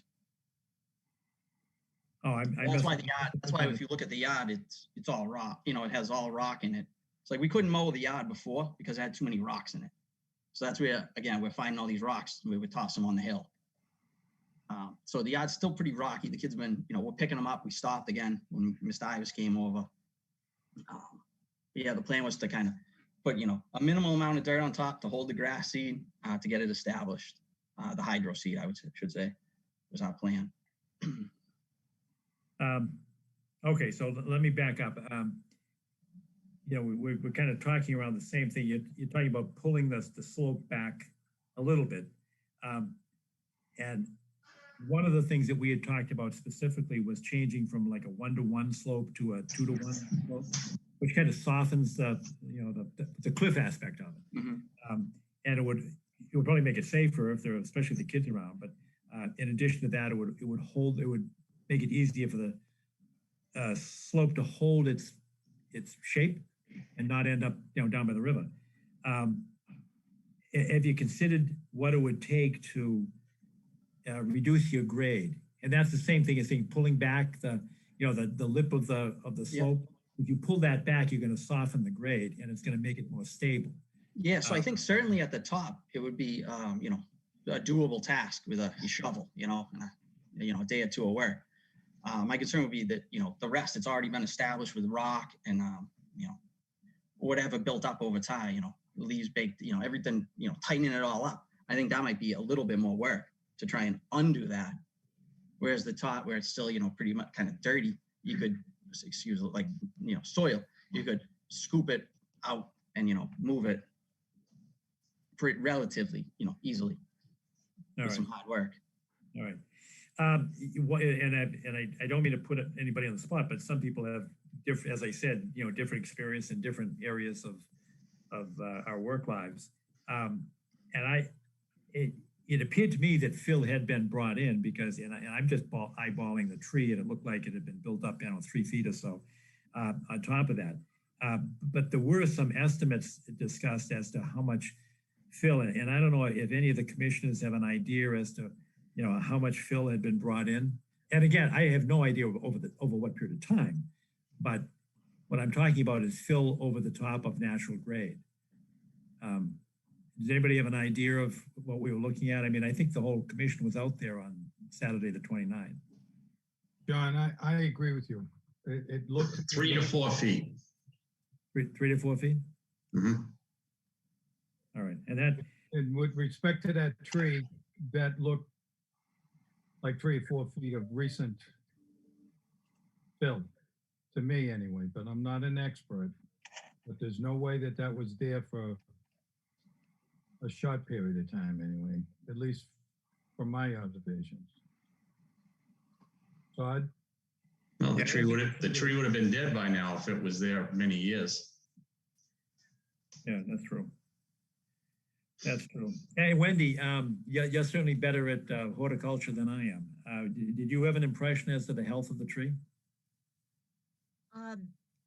No, to be honest, I was looking more at the tree as far as the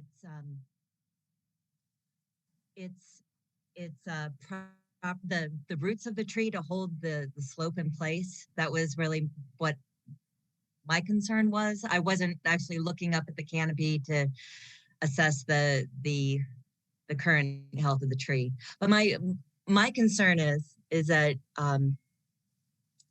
if and when the tree does die, or if it is agreed that it needs to be removed, that there's got to be a significant amount of roots underneath the surface that are holding that slope in place.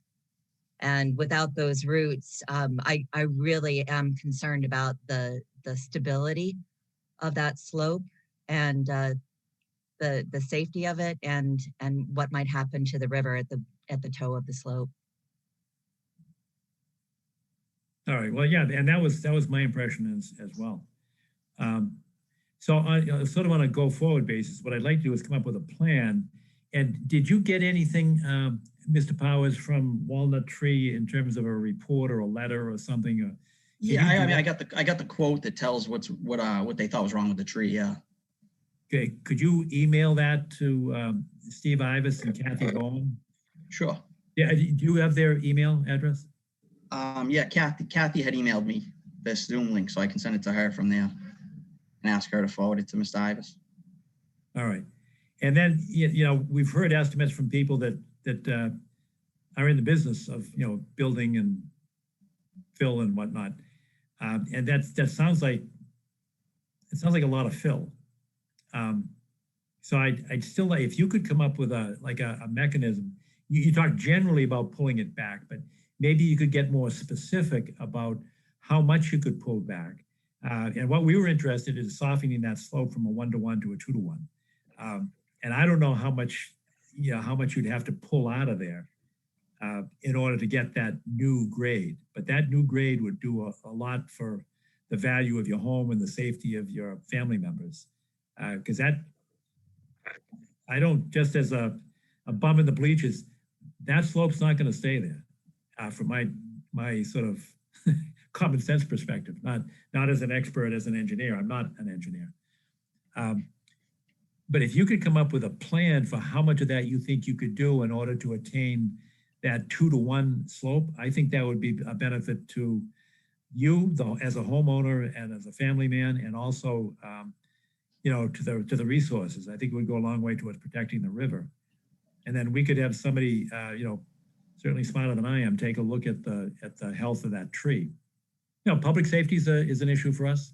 And I'm not an expert. It looked healthy to me, but I do know this, that if that fill stays around its base right now, that tree will die. And that's probably what, Wendy, help me out, 4 or 5 months? By the end of the summer. By the end of the summer? I mean, so it's been here a lot longer than that. I mean, we've been here since So- 2018, so. I just, there's trees buried all around town. Everywhere I drive, trees look like just like that. So I respect your opinion on it. I personally, I think the tree needs to come out anyway. So, but can I also just speak on the slope? Sure. And concern about the slope coming out. So our house has at the bottom of that slope is a pretty level area, you know, pretty extensive before you hit the river. So the concern of washout or anything like that, I think is, overblown in this case, where it's not a cliff down into the river like some houses along the street are. It has a flat land, a relatively flat land at the bottom. And additionally, if we're talking about erosion and that sort of thing around this neighborhood, all of the water for the whole neighborhood drains right down here. So on this map, if you see this little stretch here, like in the middle of the street in front of my house, all the water drains, all the sewer drains drain down here, drain out, probably, 8 feet from the property line, and then drain all the way down to the river. So all the water from the whole neighborhood runs through here, and it collects all the trash, dirt, everything, and it runs out and runs into the river at the end. And it runs onto the conservation land rather than the MBTA land at the back corner, because they have walls and stuff for the MBTA. So it kind of cuts back through the fence, piles up leaves and trash all up in this top left, like the lefterly corner up there. Nope, not on my land, on the conservation, the DCR land up there. Yeah, up in the top corner there. Yeah, that's how all the water from the neighborhood gets into the river. So I don't think my stuff's going anywhere, but there is constant erosion going down that way, I would say, on the MBTA side. Sir, may I say something? Just one sec. So, in general, the Neponset River Watershed Association, the town of Milton, have been trying to get the Neponset River into a better condition. Do you agree that it's not? Yeah, we're members of. Yeah, we donate every year to that association. Well, part of the reason that they're not able to move forward with that cleanup effort is because of the condition that you're talking about. So, not saying you specifically, but as you said, just as you said, it's been like this forever. It's your neighbors it looks like your neighbors' properties are like that. Other people down the street are like that. And that's not a justification, but in order to try to get it, we missed part of what you said. Could you back up and try it again? What part did you miss? So after the Watershed Association was trying to clean up the river, you froze for a while. Okay, so the part of the problem is that there isn't evidence of, or it doesn't seem like there's any effort to try and turn that around. And so I think part of what we're asking is, if it's something that you are looking to try to improve the quality of the ponds, then it's something that you can do on your own property. And then hopefully if things work out, your neighbors will see, oh, they're making their things look nicer. Maybe we can make our things. Real world, it might not work out that way, but that's what we try to do. So, it's unfortunate that you may feel singled out here, and believe me, the stormwater issues are bad, but we're trying to fix what we can. And so, all we're asking is to try and improve the condition of your property. Not saying there's going to be some kind of catastrophic failure, but we're trying to reduce the inputs into the river where we can. And so, I understand that there's some question about the tree. If we can come to an agreement on trying to get it to survive, or if we come to a consensus that it's a danger tree and that it needs to be removed, we'll go through that process. But ultimately, I mean, it's your property goes, well, from this, in terms of the slope, goes right towards the river, and there's an opportunity there to try to make things better. Is that so? I mean, all we're really asking is to see if there's something that you can propose that is, won't be a crazy lift, just to try to get us a higher comfort level in making sure that stays stable. Is that reasonable? yes, and I understand what you're saying. And, I grew up with the river behind my house. I want to protect it just like everybody else on this commission. And, big proponent for getting the Superfund money. And I've been following that.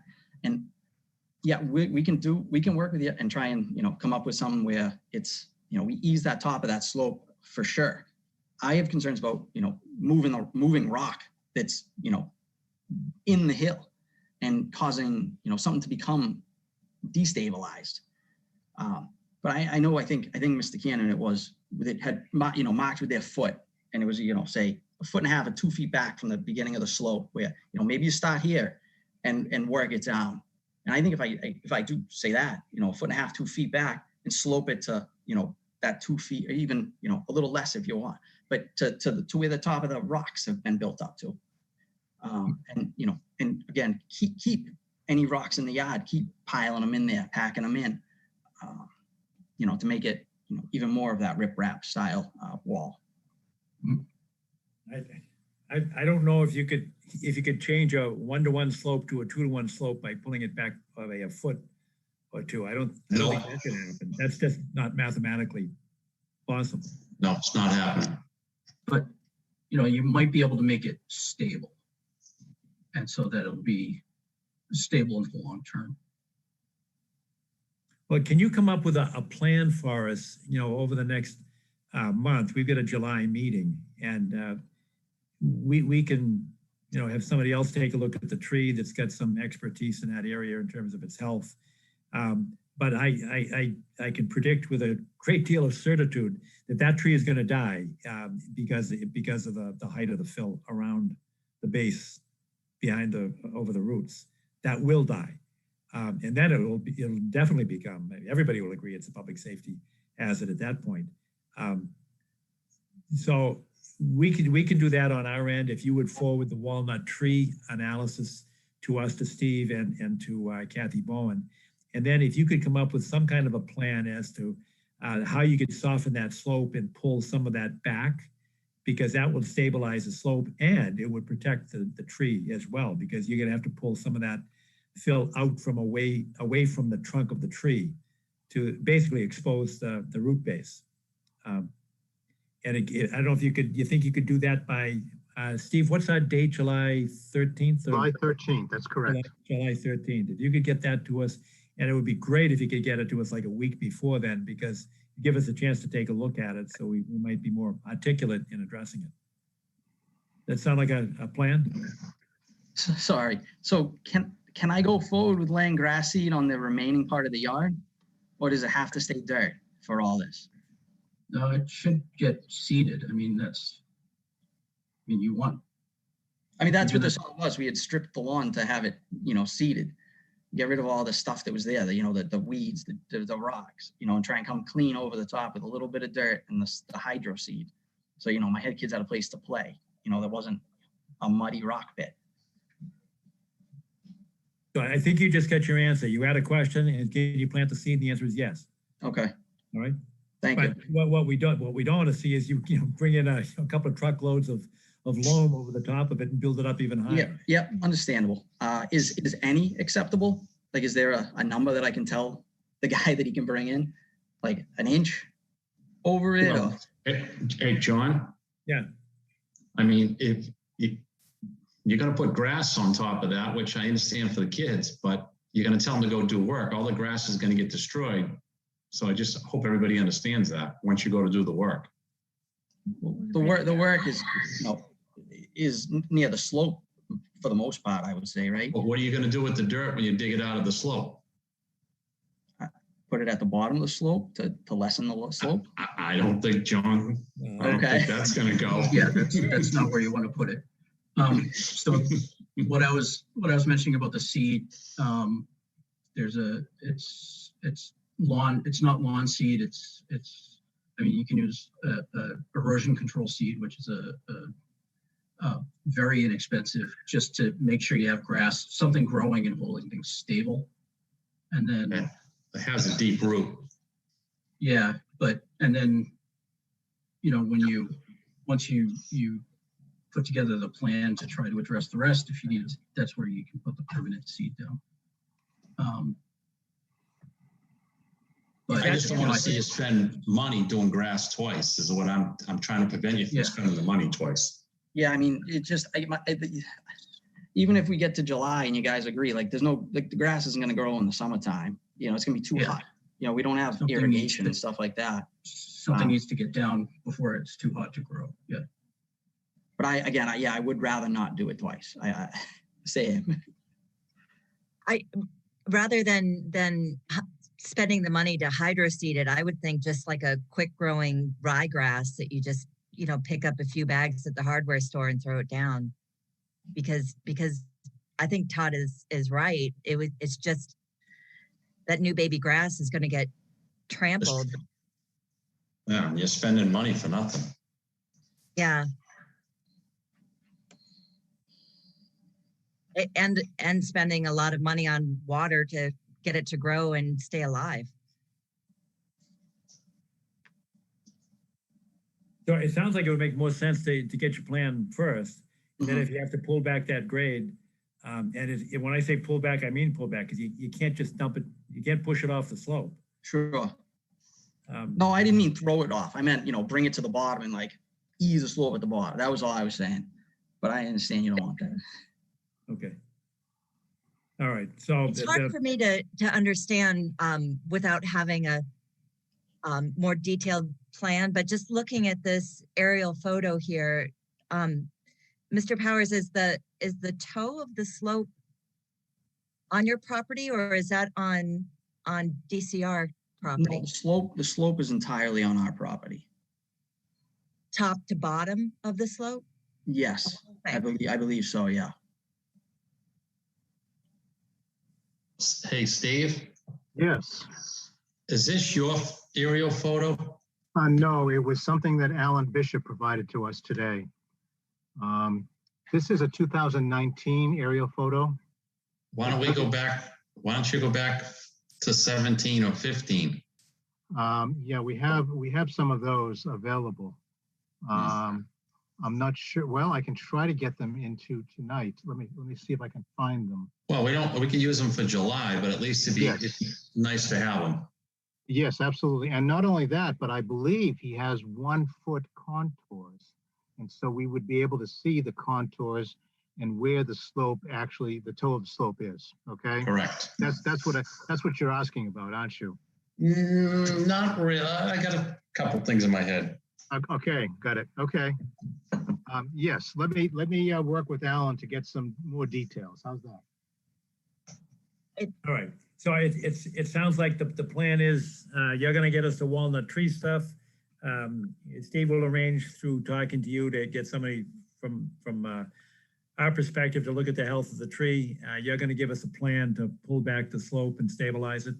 And we'll meet again in July. And just to confirm, I can come up with the plan myself. I don't need to hire someone. That was my understanding. Yeah, the idea is, and we just went through, I don't know if you were listening earlier tonight, but we were just at 113 Woodland Road. And one of the issues that came up is DEP, to whom we respond, has asked us to, on enforcement order issues, to set the terms and conditions for the enforcement order without issuing an order of conditions, because that creates, I guess, a problem for them in their review process. So we agreed to do that. So if it were a notice of intent that were required, we used to do that, to be frank, that would require a professional engineer's stamp. I suppose we have some latitude in terms of the terms and conditions of an enforcement order. But that's not to say you can do it on the back of a napkin either. I mean, it's got to have some rational basis, and somebody with more experience certainly than I have, and I don't know what your background is, but somebody that knows what they're doing. And you've heard from Todd. I mean, he's a builder. This is what he does all the time. So you need somebody to help you out in terms of how much, like you were saying, if we pull back the top of the slope by a foot or two, that's not going to work. That's not going to change the elevation of the slope. You're going to have to pull it back a lot more than that. Of course, you'd have to do that anyway to pull the fill around the trunk of the tree. You would have to go back further than that anyway. So you could do both. If you pulled it back far enough, you could get the appropriate grade to stabilize the slope, and you could save the tree. And I say save the tree. I'm not, suggesting that we've made a decision on whether it's a public safety hazard or not. But I think you need some help. I don't think you'll need necessarily a professional engineer's stamp on it, because I recognize that is expensive. If it was a notice of intent, that is absolutely required. That DEP requires that. To the extent that they've asked us not to make it part of an order of conditions, that we may have some leeway, but you're going to need somebody that's a professional that knows the business. Does that make sense? Yeah, that wasn't what I understood from the conversation I had recently. So that's just, yeah. It's of concern, the cost, yeah. But no, we know that. We've all got kids and mortgages, and we're with you on that one. I got it. But we still have to apply the law. John and Todd and Steve, do you have any suggestions of what type of professional the powers might consider rather than a professional engineer at this point?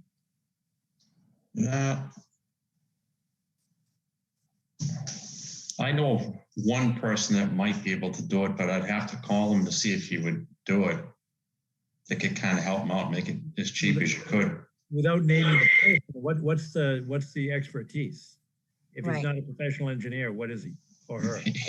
He's done a lot of different things. Drawn retaining walls. He's drawn landscape plans. He could do something like this if he would do it. Yeah, it may be like the difference between an architect and a draftsman. Yeah, I mean, it'd be enough so people could understand it. You know what I mean? So people could read it and be done by a computer. It'd be a lot better than someone hand drawing it. Yes. Right. I have somebody I know, but I don't know if he uses a computer or not, but he's very good with slopes and rocks. In fact, he did some work on the, 1439 Brush Hill Road site recently, and he's going to be doing some more, hopefully correction of some issues that they have there. Maybe he would do it, Steve. Yeah. Yeah, he's very, very good. He understands the ground really well, if you know what I mean. You need somebody like that. Yep. I would imagine that they'd be able to use existing surveys as a starting point. So it, just so you're not having to pay a professional to start from scratch. Right, and that, I think Todd's point, Wendy, it ties right into your comment. And that is, if we went back and got the aerial mapping from Alan Fisher, that saves them a lot of money. Yeah, especially if they've got the toe bone lines on the plan, it's easy. Yes, saves them a lot of money. Yeah. All right. So Steve, if you're able to get those aerial views for years going back before 2019. A, can you share it with the commission members? But more importantly, B, can you share it with Mr. Powers? Of course. Yep. All right. Now then you could see maybe, I don't know, but it might show you the original grade. Going back 1 year, 2 years, 3 years, whatever. Yep. All right. So that we'll do that on our end, get that information to you, and then you get the information you can get to us, and stay in touch with Steve. We have to be careful. We don't, we're not supposed to recommend people because it looks like we're, putting work to somebody. Yeah. But we might be able to give you a bunch of names. I don't know anybody, to be honest with you, but between Todd and Steve and maybe Hans, there might be some folks around that if we gave you a list of them, then you could choose. All right. I'm wondering too if your neighbors might have some detailed information on plans that they had for the recent work that was permitted that they might be willing to share with you. Just a suggestion. Okay. That's public record too, Wendy. No, that's a great idea. Because that's all public record. Yeah. That's at the town hall. It's actually at DPW, but you could get that from Kathy Bowen. You can look at those plans because they're public filings. Yeah. Right? Okay. Okay. So I think we made some progress and we look forward to talking to you in between, but definitely seeing you on July 13th. All right? Very good. Beautiful. All right. Thanks. All right. Good night. Thank you for your Bye-bye. time and patience. Good night. Okay. Next on the agenda is 36 Chesterfield Road. Do we have somebody to present for Chesterfield Road? Yes, I'm here. Oh, perfect. Good. And we are also here. Oh, great. Good evening, all. Thanks for your patience. Yeah, this is one, just to give you some background, we saw the, on the 29th, we did go out to Chesterfield Road and we had an opportunity to see the excavation. And we were considered, it's clearly jurisdictional to us from a distance from the river. And we did talk about an enforcement order and we actually signed one, but we held it because I was so concerned with an open pit that we didn't want to stop the job. We wanted to hurry up actually to make it safe because we thought it was, I do some construction defect work business and that my heart stopped on the OSHA violations that I saw there. Those are pretty extreme. So we didn't want to slow you down. We want that to get filled back in as fast as you can. So we actually held that enforcement order, although it's signed, but we'd like to see some pretty quick remediation.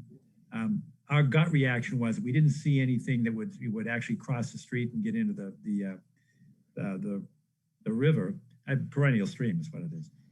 But nevertheless, we were concerned that it's clearly jurisdictional. It's 155 feet from the perennial stream. But so we wanted to, become involved and it should have been permitted. But we want to make sure that's filled in. I don't know what it is right now, but I hope you've got some fall protection in there or that it's been filled in. I I'm don't sure, know. John. They came out and they have poured the foundation. So the foundation's in there. We're waiting now for an inspector from the town to come out and okay the foundation. And I think they're going to go forward with filling in the rest of the pit and starting the construction, the framing. Okay. And again, I don't want to be, I don't want to put form over substance, but it really should have been a permit. I mean, it's a major alteration within our jurisdiction. I don't see any big issues there other than the safety issues. Those were pretty significant. Sorry, I have a question. I know you just mentioned a permit a couple of times, but Yeah. we went through the building department. So I'm just confused as to how this comes to be. Like, when we've been working on something for over a year and then Mr. Ivish showed up kind of out of the blue, like we never got a phone call or anything. So it was just kind of shocking and gave us a lot of anxiety, to be honest. And we're building this in-law actually for so it's my sister-in-law. My sister-in-law has Down syndrome and she has serious deficits and needs help through all facets of life. And I'm a special ed teacher. Molly is a speech therapist who works with her population. We are building this in-law so that she can move in with us and that we can take care of her and make a seamless transition when she's about to be 21. That's great. So the issue, the thing that really bothered us is that Steve Ivis came with my sister-in-law in the car and he just kind of strong-armed us. And we were just a little concerned with that.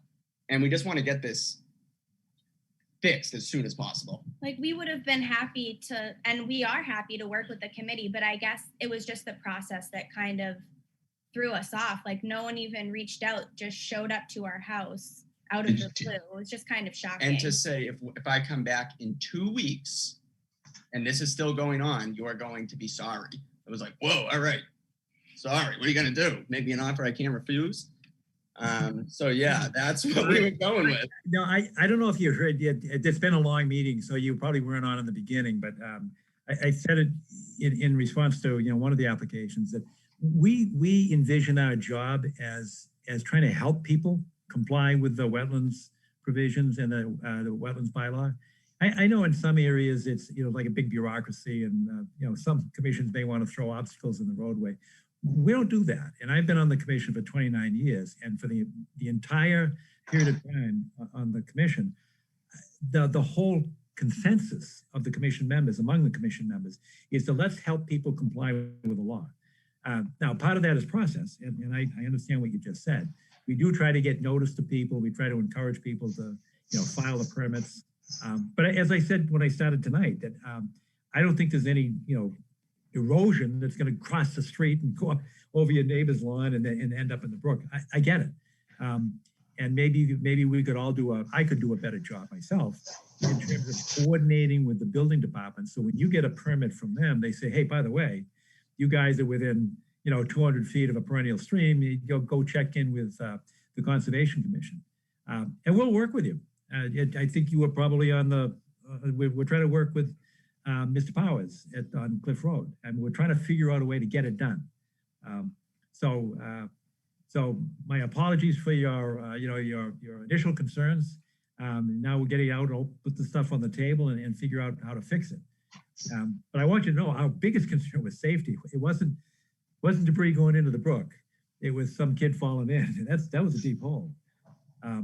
And I don't know whether or not the trees are gonna, I know you may have cut some of the roots not you personally, but the contractor. I don't know if those trees are gonna survive or not when you backfill it. I certainly hope so. But those are the kinds of things we'd ask you to protect.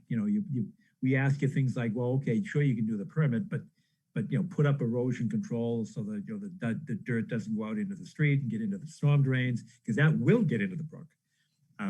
So we're pretty user friendly. And I know you said that it's going to be backfilled. The foundation is poured. It's going to get backfilled. What's the time frame on this? Like I said, we're still waiting for the inspector from the town to come out. I think once we get the okay on the foundation, then it's going to move forward. I mean, we're kind of at the mercy of our contractor at this point and waiting on the town. I don't know, Steve, have you, I'm trying to find you, there you are. Have you had any correspondence with the building inspectors on this issue? I have not, I'm sorry to say. Okay. Well, why don't we coordinate with them? And again, I don't want to put form over substance, but there may be we were talking about two things. One, how to expedite the process for you. And I have an answer for you. That's the question. I have an answer for you too. And then secondly, we didn't want to slow down the backfilling, because sometimes it depends on how you write the enforcement order, but sometimes it has a cease and desist component to it. We didn't want to stop you because that hole's bad, for the kids in the neighborhood. It's at night. I know the little rope there had sparkles on it, but I don't think that's wouldn't pass OSHA. So we didn't want to slow it down. So the answer to the first question is, if you file an RDA, which is, I'm going to use acronyms, I apologize, but it's a request for determination of applicability. That's the fastest and, to be honest with you, cheapest way of getting through the process. If you could file an RDA with us. Repeat that again, request for determination of applicability. Of applicability, okay. All right. It's a faster process. It's a little less formal. It's probably, I don't know, $50 cheaper or something. It's not a huge cost, but if you can get that in, we can process it pretty quickly for you. And is that through you directly to the Conservation Committee directly? Yes, it is. That's correct. And you do have to give a notice to your neighbors, your abutters. Obviously they know about it because they can see it. So I don't think that's going to be an issue either. And that takes care of that part. And then if you could, we'll work with you to get the inspection done, because that should be backfilled fast.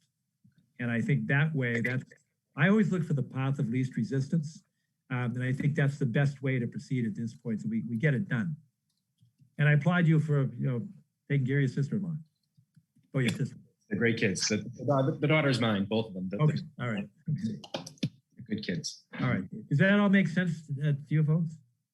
Yes, I'm gonna call the contract tomorrow and try to get a time frame on when he can get that filled in. And we'll call, is it Kathy to the Conservation Committee? Yeah, but she's on vacation this week. So Steve, if you could call Steve Ivas, that would help. I think that would speed it up.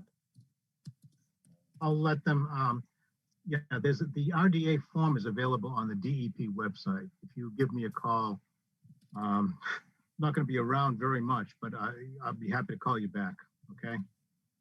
You said the form is available on what website is that? I'd rather not have my phone out in the general public, if you don't Oh, mind. no, I'm sorry. What you said that form was available on a website? Oh, the form is on the DEP website. All you have to do is look up RDA, and it's called Form, I believe it's Form 1, if I'm not mistaken. And Steve, I have your number because you left your card when you came that day. Okay, very good. I always have your number or email, so. Happy to speak with you. All right, good. That makes sense to everybody? Mm-hmm. Yep. All right, and then hopefully we can get this taken care of at the July meeting. That's July 13th.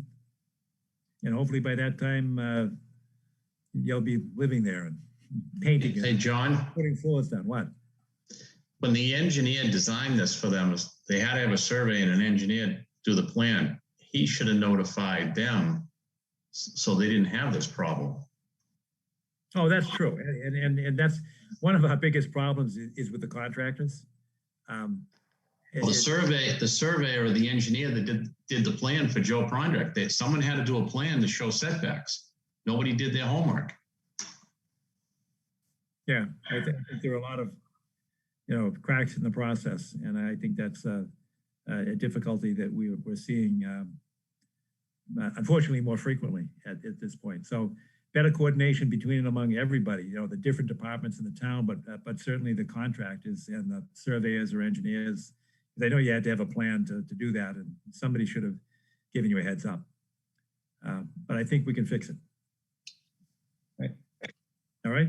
I'll get that form done as soon as I can. All right. Any other? I should ask. Are there any abutters or members of the public that have a question or a comment?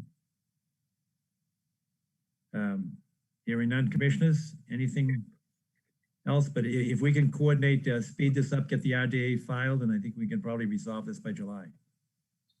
Great. Okay. All right. Perfect. All right. Thanks for your courtesy and patience. Thank you so much. All right. Good night. All right. Next on the agenda is 17 Brookside Park. Hey, good evening and welcome. Thank you for your patience too, because I know it's getting late.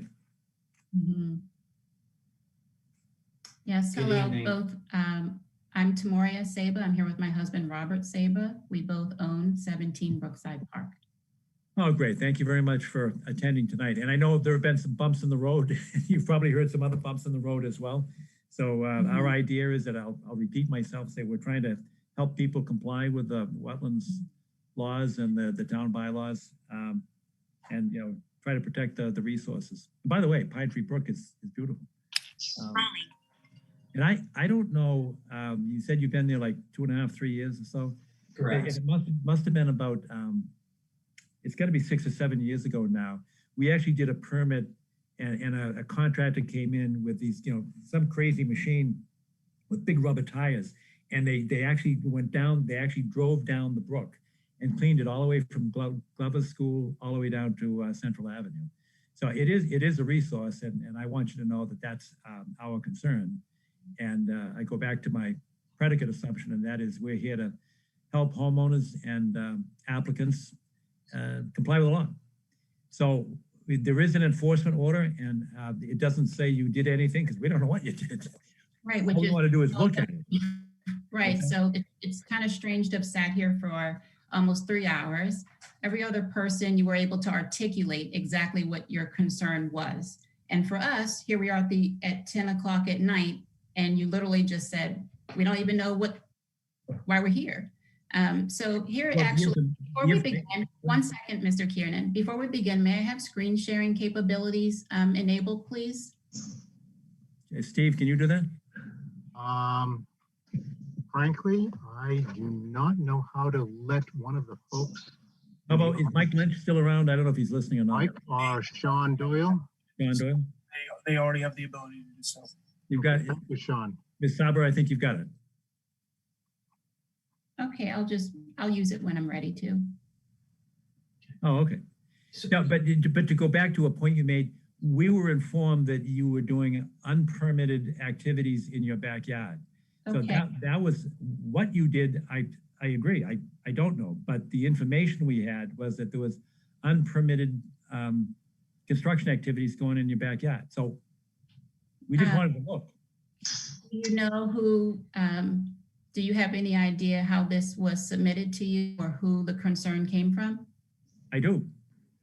But Okay. I've actually consulted with town council on this issue, and the legal advice to the Conservation Commission is that we not share the identity of the person that made the report. We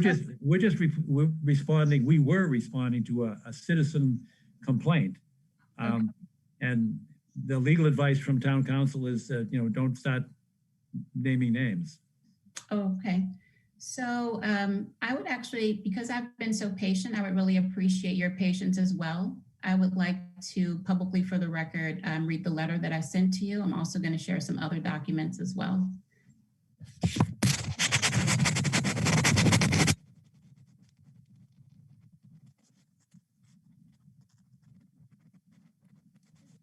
That we submitted to the chair of the Milton Select Board.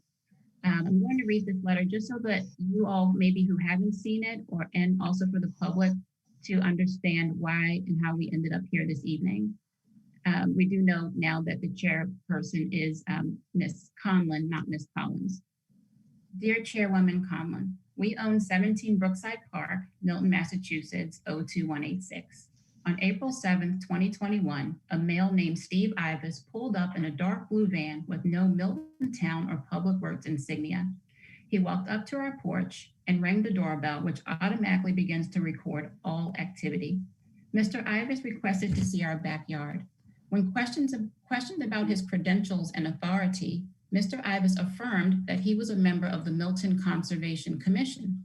However, Mr. Ibis is not listed as a member of the Milton Conservation Commission on the town website, which caused confusion and alarm as to his role and the validity of his request.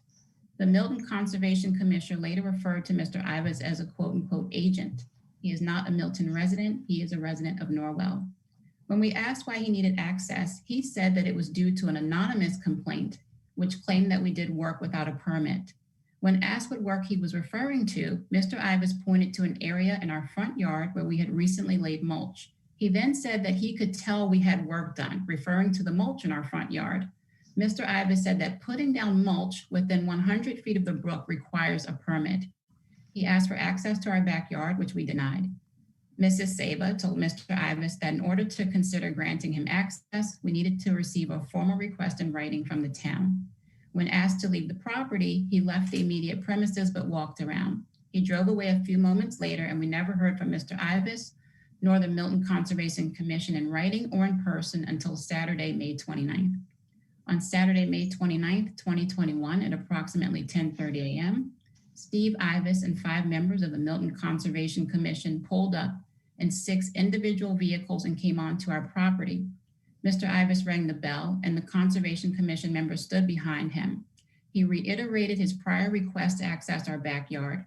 Our young daughters were startled and frightened when they looked out the window and saw 6 strangers standing in front of our home. Having 6 vehicles and 6 individuals surrounding our property on our small block demanding to enter was extremely upsetting, intimidating, and trauma-inducing to our children and also to ourselves. We've been Milton residents for 2.5 years. This experience has made us feel very unwelcome.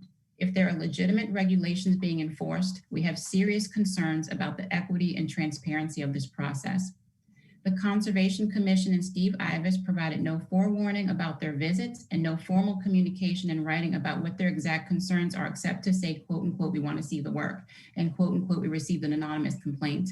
They continue to say that the only reason for entering our property is an anonymous complaint for which they have provided no additional details. All interactions from both April 7th, 2021 and May 29th, 2021 are recorded on our home security system. And as some of you might know, I did attach videos and photos for your review.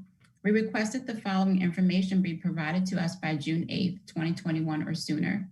All Milton Conservation Commission notes and communication regarding 17 Brookside Park, the town of Milton's contract with Mr. Ibis, all communication with Mr. Ibis regarding 17 Brookside Park, all reports and studies done by Mr. Ibis and or the Milton Conservation Commission regarding 17 Brookside Park, and a response from the select board to explain Mr. Ivas and the Milton Conservation Commission's issues with 17 Brookside Park, who provided the anonymous complaint, what is in the complaint, and why this has occurred. I would like to note that we have received none of that information from the select board or from the Milton Conservation Commission. I actually took it upon myself to call Kathy Bowen last Friday. Before I get to that, I'm going to share another piece of documentation here.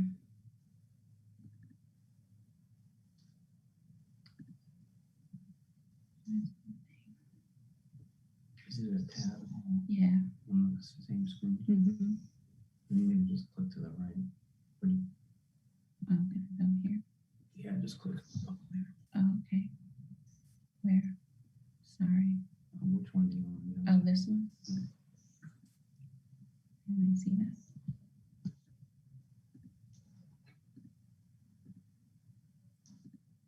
This is how you all noted the event that I just described. Enforcement order 17 Brookside Path, so there's the wrong address, the wrong street name anyway. The group was not welcomed to the site by a woman who answered the doorbell, citing that there are 6 people who were one on the phone. She took photo or movies of us while we attempted to explain why we were there, asking to look into her backyard. We did not succeed in explaining our presence as we could not get a word in edgewise. We left. So the woman you described as me, one of the homeowners. The person on the phone was my mother, who I haven't seen in 2 years because of COVID, and we were planning her visit. She's actually visiting right now. And I've spent, instead of being able to spend 3 hours with her, I've waited 3 hours to have this conversation with you. One of the reasons that we have been so concerned is that we have continually asked for a certain type of communication. Just as Mr. Ivas just requested that his phone number not be in the general public, we've made several requests for how we would like you to approach us about this issue. We've been more than willing to work with you, and we've stated that several times, but we've asked you to please not approach us in the way that you've continued to. But yet on Friday, Mr. Kiernan, you sent a public works employee to my home. My children are remotely schooled, and the doorbell rang in the morning, disrupting my daughters again while doing their schoolwork, and once again, them seeing a stranger, frightening them. And a man handed me a piece, or handed Robert, hand-delivered him the request for us to be here at this meeting tonight, and also saying that there was an enforcement order. When I talked to Kathy Bowen, I asked her, why didn't I get a call or email if anyone else had? And she specifically said that you told her to not call or email me, but to hand deliver it. And this is after many times in communicating and please expressing that we would prefer to be contacted any other way than to have you appear at our home. So we want to really get into, I want to talk to you all about what weaponization means. Are any of you familiar with the term weaponizing a call or a report, in particular, an anonymous report? No one? Okay. Well, weaponizing is something that is done to intentionally inflict harm on someone else or a group of people. And I don't know if I see someone smiling there, but this is not funny at all. So we're going to talk about how how you received the information that you received. This is who sent the email. You all know exactly who it was because it was forwarded to you from Kathy Bowen on Thursday, April 1st. It was forwarded by my next door neighbor, Maggie McAvini at 19 Brookside Park.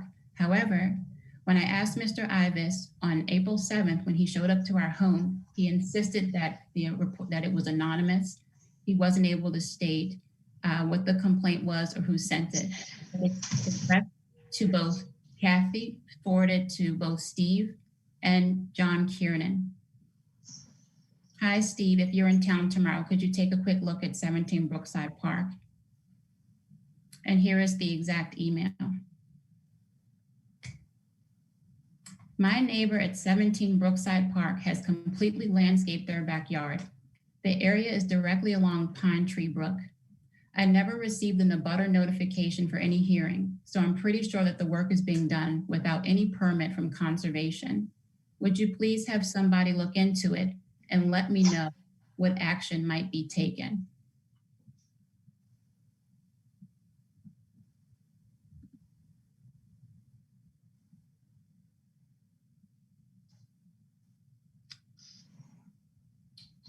So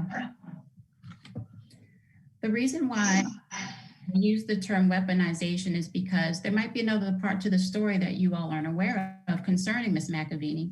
And so we'll discuss that now.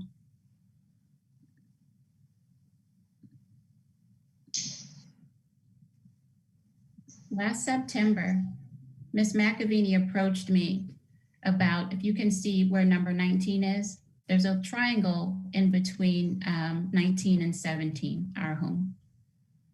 Ms. McAvini approached me and said that she thought that that triangle was her property.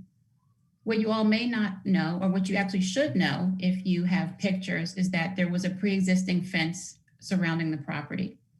The fence was completely broken. It was broken when we moved in. Had missing pieces, completely not safe, and we have 2 children, as I described earlier. Ms. McAvini approached me and said, the old people who used to live there put up a fence when I was out of town one day. And I said to her, why didn't you ever approach the old owners about this? She said, I don't know, I just didn't talk to them. She's made allusions to the fact that she feared them for whatever reason. I don't know what the history is between Ms. McAvini and the former owners, the Scotts. What I did assure Ms. McAvini was that we needed to repair the fence anyway, and that we would make sure that it was done correctly, and we would get a survey done, because at that time my understanding was that you needed a survey to get the fence. So I kept her abreast of everything that we were doing. I let her know as time got closer to doing the work, what was happening. She made no comments to us about any of the things that she suggested in an email that she sent to you. We have very friendly exchanges via text about everything that was going on here. And so we were actually quite shocked to see that she decided to do this, but then we understood the reason why. If you can see the yellow line that heads towards the street, you'll notice that the driveway line, we actually own part of that area which she uses to access her garage. And so I imagine that she has not informed you about that. I imagine that she didn't inform you that the prior owners put up a fence while she was out of town. She never took it upon herself, unless you have other information to share with me this evening. She never took it upon herself to send you or anyone else her concerns or considering it a WAP violation when the old owners put up their fence while she was away for some time. I don't know the time. This is what she communicated to me. But when she found out that we owned that area, this is when she sent you that letter, that email. Do you want to show them the survey? Yes. I'm sorry, it turned around. Do you want me to help describe? Yeah. So this is the survey that we had done prior to installing the fence. And as my wife Tamoria mentioned, that the previous fence was not along the survey line. It actually jutted out and attached to her garage, to Miss McAvini's garage.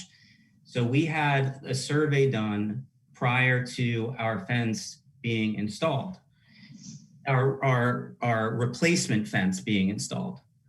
Now, a couple of key points to mention. Number one is we did not encroach in any land or any territory close to the brook or any new territory. In fact, we pulled the fence back and did it per the survey. And while we have the full right to put the fence up onto her driveway, we thought that, well, that would be a disservice to her. And we did not do that. So we didn't even put the fence all the way over our property line. Over our rightful property, line. our rightful property line. We left it over on our further feet over on our side, where to not disrupt her driveway, which I don't even know when it was put in, but a third of it is actually on our property. And this work was completed, I believe the date of Ms. McNamee's correspondence to the town was April 1st, which was literally the date when the fence that was completely was finished.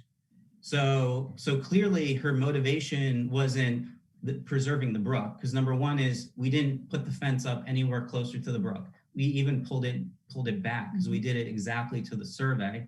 It was, she was seeking some kind of leverage, in my opinion, our opinions, because of this whole driveway situation. So we wanted to, and we've waited a long time to go through this. I know it's getting late and this is a lot of detail, but we felt it was important to bring this information to you, because there's, and this again gets to the whole point about the complaints and the anonymous complaints.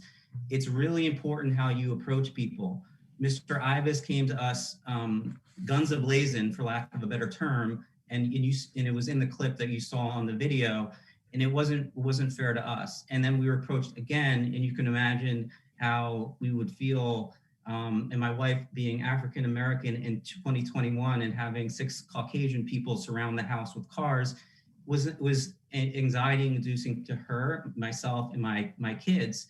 So we just want to, we want that to be a learning opportunity. And we really just want to get to the bottom of this and just see what we can do to move forward in a productive way. So,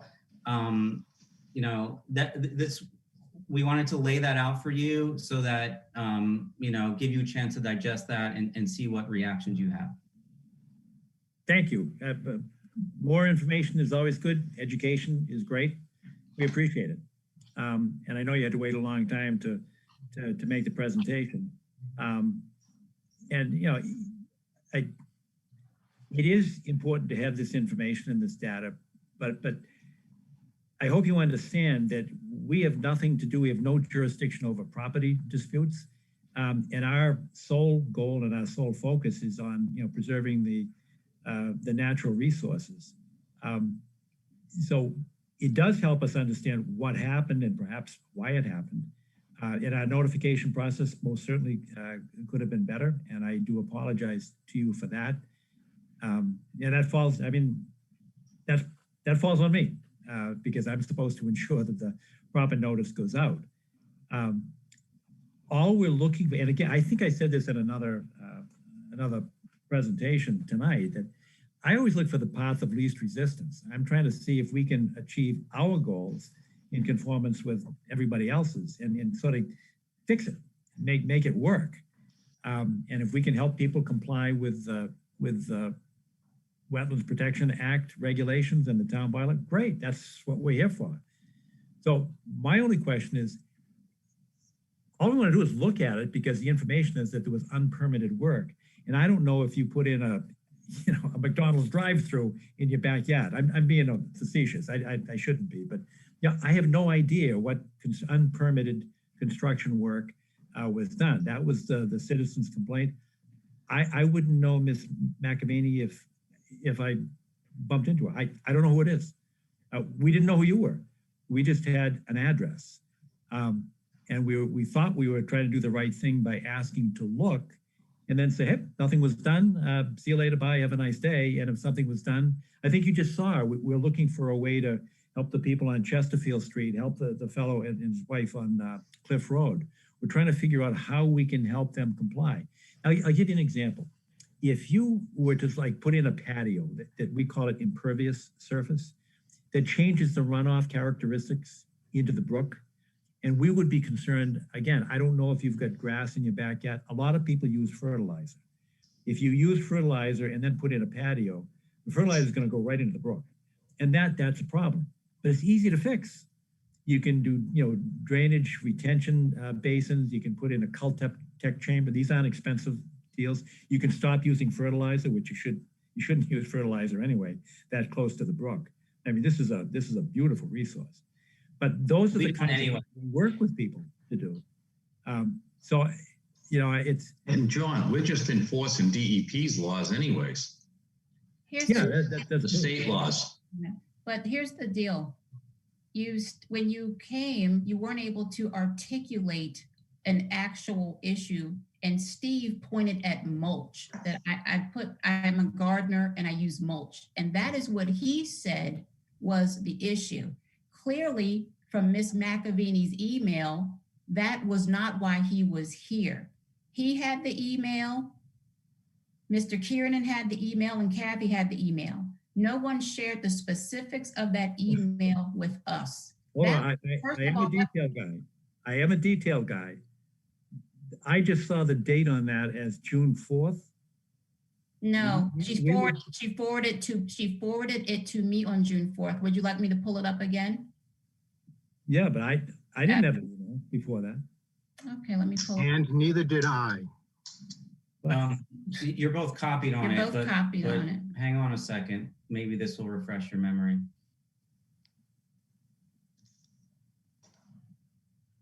April 1st. Can you see she attached the bottom here? At 2:08 p.m. April 1st, 2021, 2:08 p.m. And she's attached the bottom to you as well. April 1st, 2021, 2 p.m. That's an attachment. Stop scrolling so I can see it. It's a forward to you. No, I get the one on June 4th. I'm with you on that. Okay, here's April 1st. And then below it is the email she forwarded to you. Would you like us to scroll down?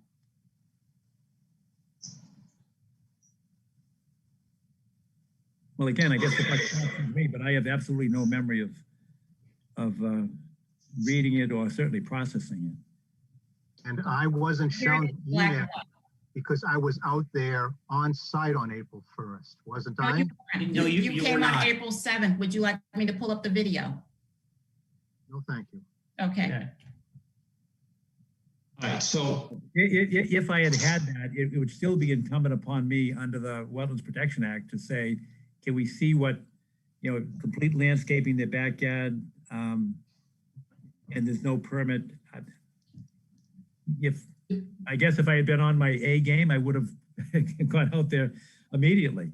It didn't show up on our agenda until May 29th, but and I mean, and that's this is exactly the kind of thing, this is sort of the eyes and the ears of the community that we depend upon, because we're volunteers here that are trying to implement the state regulations. So you depend on the eyes and ears of the community, which means anyone can make an anonymous report, whether, you might not understand the layers there or if any other thing has happened. But right now, if I just said, hey, you know what? I don't think any of my neighbors have a permit for all the work they're doing. You would just come and check out any house number I sent to you. Yeah. Yes, we would. Yes, absolutely. Yes, we would. Yes, we would. And I have to be anonymous. That's what we do. Do you think that's a safe thing to do? That's what you're supposed to do. All we're going to do is look. Out of the job. But you're not informing. But the issue with us is that analogous to a building inspector. It's the process. How are you going to read? I want to say something. In 1997, I was a neighbor, when I wasn't on this board, a neighbor called and made a complaint where I lived on Brush Hill Road, and the Conservation Commission agent showed up.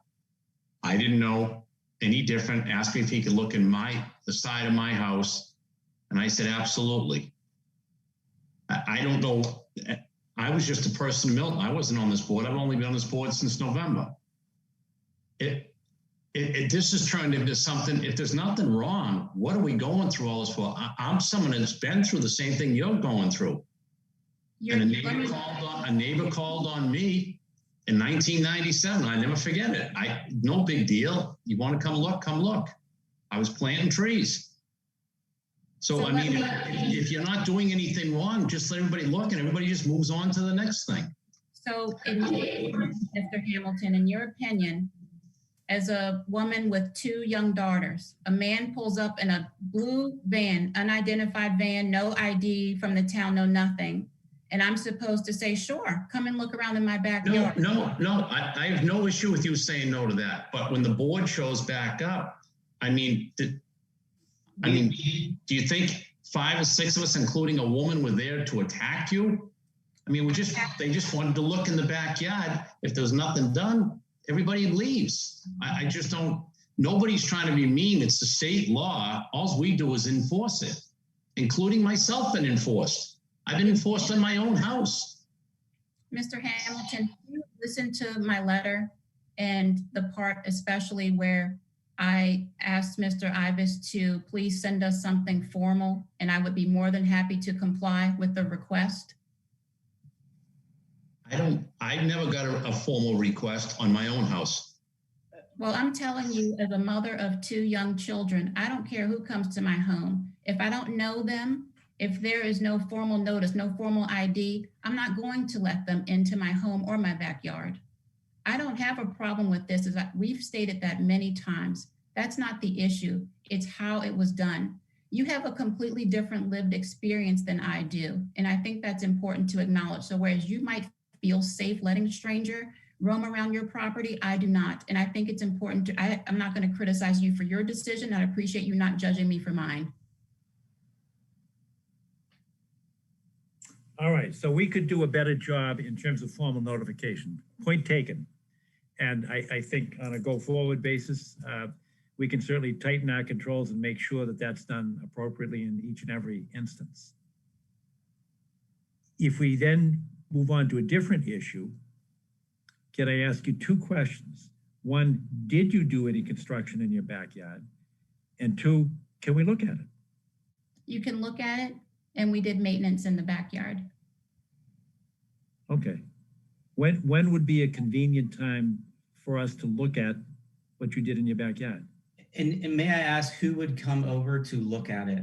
Would it be 1 of you, 6 of you, everybody? Like who will be coming? We actually do this, it's an announced public meeting, like our site inspections are public meetings. So we have to put it in the paper. We're going to, like the agenda. So it would be the full commission.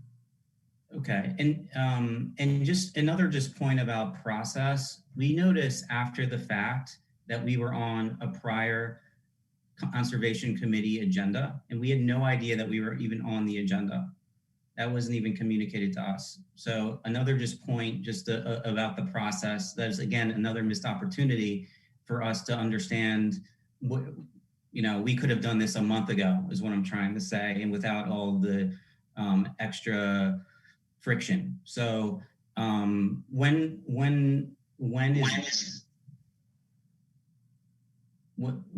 is good? Is this, are you saying that for your next site visit where you all come out, or are you letting us pick a date and you all will come out the date that we say is okay for you all to come out? What we usually do is we have 1 meeting like this per month, and we have 1 site visit per month. Both of them are announced as public meetings. Okay. We don't have any other agenda items for a site visit tonight. And this is your last, well, we have a protocol issue to go through, which is apropos of our discussion now. But we don't have any other sites to see. I know that I'm available I'm sorry, let me back up. We usually have our meetings on Tuesday nights. Tonight's Wednesday, I understand that. We do our site visits on Saturday mornings. Usually, well, they used to start at 8 o'clock. Now they start at 9 o'clock. But that's usually done at the convenience of everybody because we have a lot of people, a lot of moving parts. I know I'm not available the following Saturday, but I could do it any other time other than I can do it the 12th, but not the 19th. And I could do it the following weeks between then and our next meeting is July 13th. So we usually just pick a Saturday. The 12th is not available. We have missed the deadline for a 48-hour notification. Okay. So that gives us what, the 26th? Yes. And I know I'm getting close to July 4th and I'm always accused of scheduling meetings on holiday weekends, but the 26th is open, am I correct? Yes. We can do the 26th. John, did you say that the 19th was not a possibility? I won't be here. Okay. Wendy, can you do the 26th? I'm just checking right now. Okay. Can everybody check? Hans, Jerry, Todd, Steve? I won't know tonight. I'd have to check tomorrow. Okay. I will make sure to make myself available on the 26th. All right. Is Jerry still there? Yes. Yes, as well I. I am. And All right. So as long as we have a quorum, because we need that for a public meeting. John, I'm away the 26th, but you go right ahead. Say again? I'm away the 26th. I'm in Connecticut. But you go right ahead. I don't think. All right. As long as we have a quorum, we can constitute the committee. So 9 o'clock on Saturday, 9 o'clock in the morning, on Saturday the 26th. Is that agreeable to everybody? Yes? Yes. Perfect. I just have a quick question for the homeowners, if I may. When you got your survey, did they give you any information? Did they mention the fact that the brook was in 25, 100-foot buffer zone or a 200-foot buffer zone? Did it come? Paul, I think that's if you would like to speak to our surveyor, he said he'd be more than happy to have the conversation with you. Oh, no, but I'm asking, did it come up when you, okay, before you put the fence up? No. Okay, all right. Because it was an issue earlier with the other folks on Chesterfield Street. Didn't you say that? The surveyors and these engineers are not telling these poor homeowners, when they're going to do something that you need to, and the surveyors and engineers know that you have to notify conservation to do any of this work. Okay. They should be telling these homeowners are paying them, they should be telling them the truth. Well, here's my question for you all. It seems like, you try to have a bird's eye view on what's going on. My question for you all is this. I'll actually give you an example before I ask this question. When we lived in Hopkinton, within 2 or 3 weeks of moving in, we received a letter from the town. And the letter said, welcome to town. You guys bought a home on a scenic road. And it outlined all the regulations of what was, what's to be done, if we wanted to do work, who we need to go to, what was required, all that sort of stuff. So my question for you is, it seems like this issue has come up. I mean, this whole meeting tonight had a lot of similar issues. So my question for you is, why aren't you part of, a process like that, where you're doing more prevention and educating people who move near the wetlands and the conservation land? Where's the accountability also on your end? I think, sure, the home, there's responsibility to be shared, but seriously, you don't know what you don't know. And it feels like it's all sort of this setup, like a gotcha, and, I don't feel like this is an equitable process. It's just whoever feels like calling on their neighbor can just make a random call. Then, I'm receiving a lot of energy tonight. It feels like these accusations of, if you're not doing anything wrong, I don't believe I did anything wrong, which is from the beginning. I've said, you're certainly welcome to come, but please respect the way I want you to come to my home. How would you feel if I showed up to one of your homes and said, hi, I'm a police officer. I didn't have a uniform, no ID, no police car. I'm a police officer. There's a robber in your basement. I need to get in there. Would you trust me to go in? Good point. No, and actually, your comments are both appropriate and a nice segue into our next agenda item, because that's exactly what we're talking about, how to better educate. And I think it's a very valid point. And I don't know if you've had occasion to meet Arthur Doyle, but he's on the Conservation Commission, but he's also on the Select Board, and he's at a Select Board meeting. But he actually forwarded to us exactly what you just said, that why don't we put on the town website a description of what the Conservation Commission does, so that at least if people, open up the town website and figure out what's going on in the town, they'll see it's right there. And I think that makes eminently good sense to me. So valid point, and that is our next, and I'm not cutting this agenda item off, but that's exactly what our next agenda item is, as to how do we improve our protocol for notifications. And not just notifications as to when we're going to show up, but generally what the rules and regulations are. So it all comes back to better education, I think, which falls on us. I'm not suggesting it's anywhere else. I think that's within our province, and it's part of our mandate. Mr. Kiernan, may I be heard? Of course. Thank you very much. Everyone, my name is Chris Hart. I'm a resident of Milton. I live in 55 Woodland Road. I'm also a member of, like you all, I'm a volunteer appointed by the Select Board for the Equity and Justice Commission. I've had some conversations with Mr. Kiernan, but I'm speaking on my personal capacity. And I just want to say, first of all, Mr. Kiernan, I appreciate your comments with regard to Ms. Saba. I have to tell you, as a resident, I'm very disturbed by the reactions, other than your comments, Mr. Kiernan, by the commission. What I've noticed is Ms. Saba has spoken from a number of commissioners is frankly a lot of disrespect and defensiveness, which I don't appreciate as a resident. I'm sure Ms. Saba doesn't appreciate. Shaking heads, laughing, disrespecting, frankly, a resident with real concerns. You're all volunteers, with the exception of Mr. Ibis. You've all been appointed by the Select Board to do a service for the town and to help residents. But I don't see the kind of disrespect and defensiveness toward Ms. Saba to be in any way serving the town. I understand that you have a job to do with regard to wetlands and rivers, and I respect that a great deal. And you clearly know what you're doing. But that is not the only job that we have as servants of the town. And I hope very much that you can do better. I appreciate that. And you may have already answered the question, but you said, head shakes or smiles or something. And I know Ms. Saba said that. I happen to, maybe I'm not good at computer, but I had my eyes on Ms. Saba, so I didn't see any of that. Was there anything that was said that was just disrespectful? Oh, no, but I don't think you need to have that to have pretty obvious body language. And I think that if this weren't a Zoom meeting, maybe it would be more obvious, or maybe people would be checking themselves more. But we're talking about a town resident.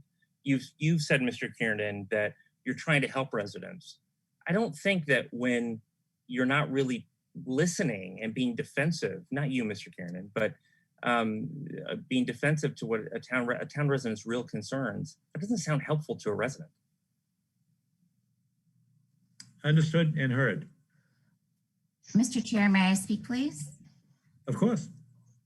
Good evening. My name is Giselle Joffer. I am a resident of Milton at 39 Brook Hill Road. I'm also a member of the Milton Board of Appeals, but like Mr. Hart, I'm speaking in my personal capacity. I would like to say that sort of Milton is a town. It's also a community, or we would like it to be a community. And what I saw missing during Ms. Saba's presentation was any form of empathy. Was also missing when the previous neighbors mentioned their relative with Down syndrome. And I have a very deep empathy for their experience, and also Ms. Saba's experience. And no one has apologized. No one has acknowledged that we have community members who unnecessarily have experienced pain and anxiety when they're just trying to go about their regular lives and better their homes for their family members. And so while I greatly respect the environment and your mission, and Mr. Kiernan, what you've done for decades for the environment, in addition to caring for the trees and the soils and the brooks We need to care for the people who live in this Milton community. And that's all about process.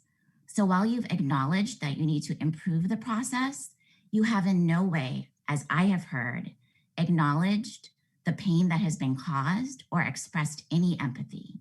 And so, you know, an apology goes a long way. If you had approached Ms. Saba's home or others' neighbors' homes with some form of empathy, that may have gone a long way too. And I too noticed the smirks. I noticed one commissioner fall asleep. I noticed one commissioner who was very engaged for other neighbors, seemed to be looking down on his phone the whole time. And it was very obvious body language. Another commissioner nodded, and I'm not calling names, but I'm glad that this event is recorded, because if someone's interested, please do take a look back and see who was being disrespectful to a fellow neighbor. And, you know, right now in this moment, I'm just not really proud to be a member of the Milton community. And I hope that we can do better for each other and for everyone and for every type of person who exists here, and we can hear each other's voices. Thank you for coming back on camera. And thank you for allowing I was me. shaking. I appreciate it. Ma'am, I was shaking my head at the situation. I wasn't actually, I'm in agreement of the frustration. I wasn't, that's why I haven't said anything. I haven't tried to argue with anybody. I'm sorry. If that came off the wrong way, that wasn't what I was talking about. I was sorry. I have a dog. I apologize if that came off the wrong way. I actually wasn't even referring to you. And so thank you for coming back on camera. So I assume that's me. I was referring to you with respect to going off camera. And also I noticed that you were looking down at your phone, but I'm not here to sort of single anyone out, right? I'm just saying, as a commission, I was disappointed in what I saw tonight. Well, if I may, I'm very upset. I hope that anything that my body language, I'm usually in bed at 8 o'clock. My biggest complaint with this commission is, and I said it before, they go on from 7:30 to 9:30 to 10:30 at night. So I have my own inability to be patient with time. Now, as far as the homeowners are concerned, Mr. and Mrs. Saber, my heart goes out to you. When you were telling me about the neighbor situation, I said to myself, this is not good. It's not an environment that you want to even be in. I have a neighbor that I don't get along with, and it makes life miserable. If these things. So please, I don't want you. If you want to have a conversation or a cup of coffee with me, I'll tell you about my background. I just don't want my impatience with long meetings that I volunteer for to come off as wrong. I was hanging on every word that I could. So I hope, I was even gonna try to get a joke in there. Maybe we can come by for July 4th and have a hot dog to try to lighten the situation a little bit. But again, please, we're gonna get through this and we're all gonna be better for it.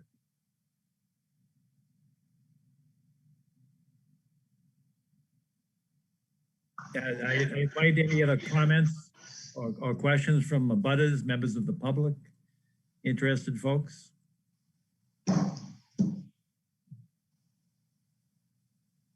Well, what I would suggest is that we did fall down on a notification. I acknowledge that. I apologize for it. It happened. Our protocol is such that we do send a letter typically to the homeowner. The reason that I asked for a hand delivery is because I was afraid the post office wouldn't get to you in time, and I didn't want any more surprises. So that you are correct. I did ask Kathy to ask DPW to hand deliver it to you. So because I was terrified that as last Friday that you wouldn't get it for tonight's meeting. But that was certainly not a sign of disrespect. It's sort of a recognition of due process notification. But there was a situation where I fell down because I didn't ensure that you were given notice of the visit on the 29th. There is an explanation, but it's not a justification. The person that sends out the letter actually was exposed to some positive COVID people. So she quarantined at home. So she was out of work for a couple of weeks. And that's not an excuse. It's just an explanation because our protocol is to send notifications out, and they generally are done by mail. So we fell down, I fell down that. I apologize to you for that. And that's why we're just trying to, move forward on a positive note and make it better. But this is, we're now sort of into the next agenda item, and that is our protocol and how can we improve that. Obviously, the notification is something that we have to dot the I's and cross the T's and make sure that the letter does go out so there are no surprises. That's part of it. The other part, I mentioned that Arthur Doyle has suggested that we put onto the website, the notification of what the Conservation Commission is all about. I think your point in, is it Holliston or Hopkinton, where you received sort of a welcome to the town. This is what we do. That was in Hopkinton. So once we moved in, we were, as Tamoria mentioned, we were on a scenic road. So in order for us to get trees trimmed, they let us know right away that, call us before you do that. So I think that would be helpful, along with going through the permitting process. If the permitting process referred them to the Milton Conservation Commission, then that might save some cases like this. So for example, if there was work being done or something, that they could look at a map or, all right, well, seems close to a wetland, so contact the Conservation Commission in addition to the to make sure that you can move forward with the work. So, but that just to answer your question, Mr. Kiernan, that's where we were, and that was the process. All right, I think it's a great idea, and I think it's something that we could do. It will require, though, a great deal of coordination. Now, back 20 years ago, we had horrible communications between the building department, who would issue a permit, and the Conservation Commission. And the way we fixed it was because we now have our administrative aide or agent is Kathy Bowen, and she actually works for DPW, and that's helped us a tremendous amount in coordinating information. But we would regularly find swimming pools with chlorine, and they have a filter system. And when you backwash a filter, people would put hoses with chlorine in it into our perennial streams. And we go, oh my God, how could that happen? And one of the ways we fixed it was we have a DPW person right there that says, listen, if you're going to put in a swimming pool, you need a permit. You're going to get a permit, but you've got to go over and talk to the Conservation Commission. That's improved greatly, but it's not yet. It's not up to par, not yet. So we need more education internally to the town, between and among the different departments and divisions. You heard tonight at Chesterfield Street, somebody that gave the permit should have said, hey, by the way, you're within 200 feet of a perennial stream, go see the Conservation Commission. So that's sort of an internal component of what we need to do in the town. Certainly, I need to have better administrative eyes to make sure that the notices actually go out so that this doesn't happen again. But this whole educational component is great. And you know something? I don't know if you know Arthur Doyle, but I think he's superb. He's both on the select board and the Conservation Commission. But he's been the guy that has said, we've got to get into the curriculum in the high school or the junior high school, middle school, more environmental sciences and more awareness for the students in the public schools. So his job, and this didn't just come up recently, that he's committed to work with the superintendent of schools to make sure that there is a curriculum component for the students in the school. Because they can come home and talk to their families. Hey, you know what I heard today or what I learned today? That these are important things that we have to get the phosphorus out of the rivers. And we've got to get more dissolved oxygen in the river. It's better for the fish. things like that. That will help tremendously. So the meet and greet component of newcomers coming in, we could do that. We can do better coordination between and among the town departments. We can improve the website by putting on things as Arthur Doyle suggested, that we put on there. This is who we are. This is what we do. Please contact us. Here are the numbers. And the other thing is, Ms. Saba, you indicated that, I know Steve's taking a beating tonight because he drives a blue van, but you're right. I mean, you don't know who he is. So we need to have, and we've already started doing that, and everybody's involved now, getting identification cards, licenses, some way that y'all recognize who the person is. So if somebody does show up at your door, and you're correct, if you came into my house and said, I'm a policeman, I want to look in your basement, I probably wouldn't, welcome you with open arms. You're right. So I think that that's something that the town is already working on. And I know Mike Dennehy is all over that. He got the police chief involved. And I think, Steve, you've already got an identification card. Indeed. All right. And somebody even suggested that we wear baseball caps that say Milton Conservation Commission on.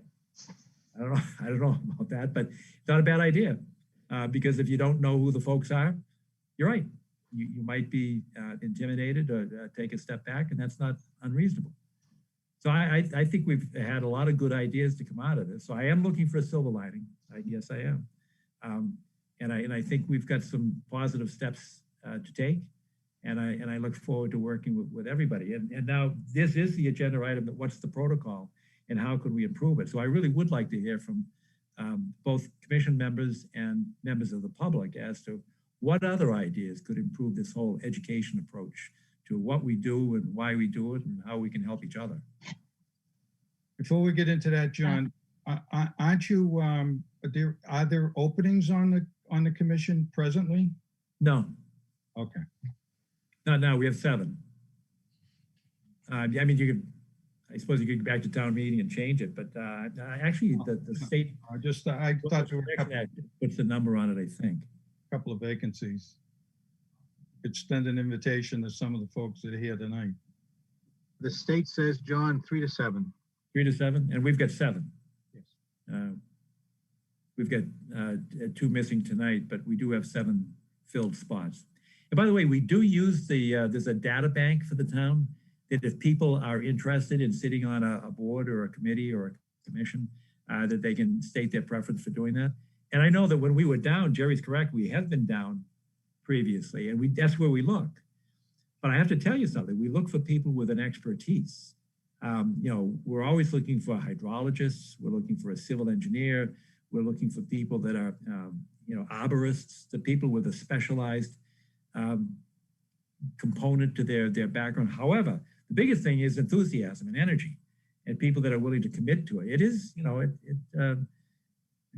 the other day, we're standing out there in the rain doing inspections. And, so you have to have people that are committed to it. But we do look at that, and I would encourage everybody on this Zoom meeting to go out and encourage others to put your name in there to serve on different town committees. I think it's part of our civic responsibility. And a lot of good things come out of that. So we can certainly encourage that. But Jerry, other ideas for, how to improve the educational component of this? How to get more people? Well, I know we've had discussions before this relative to the disconnect sometimes between getting the building permits and not informing of the Conservation Commission things. But no, other than that, everything, I agree fully with everything you said, and I understand, because before I even got on the commission, I abut Unquity Brook, and I became a quick study of all this, and it's all important.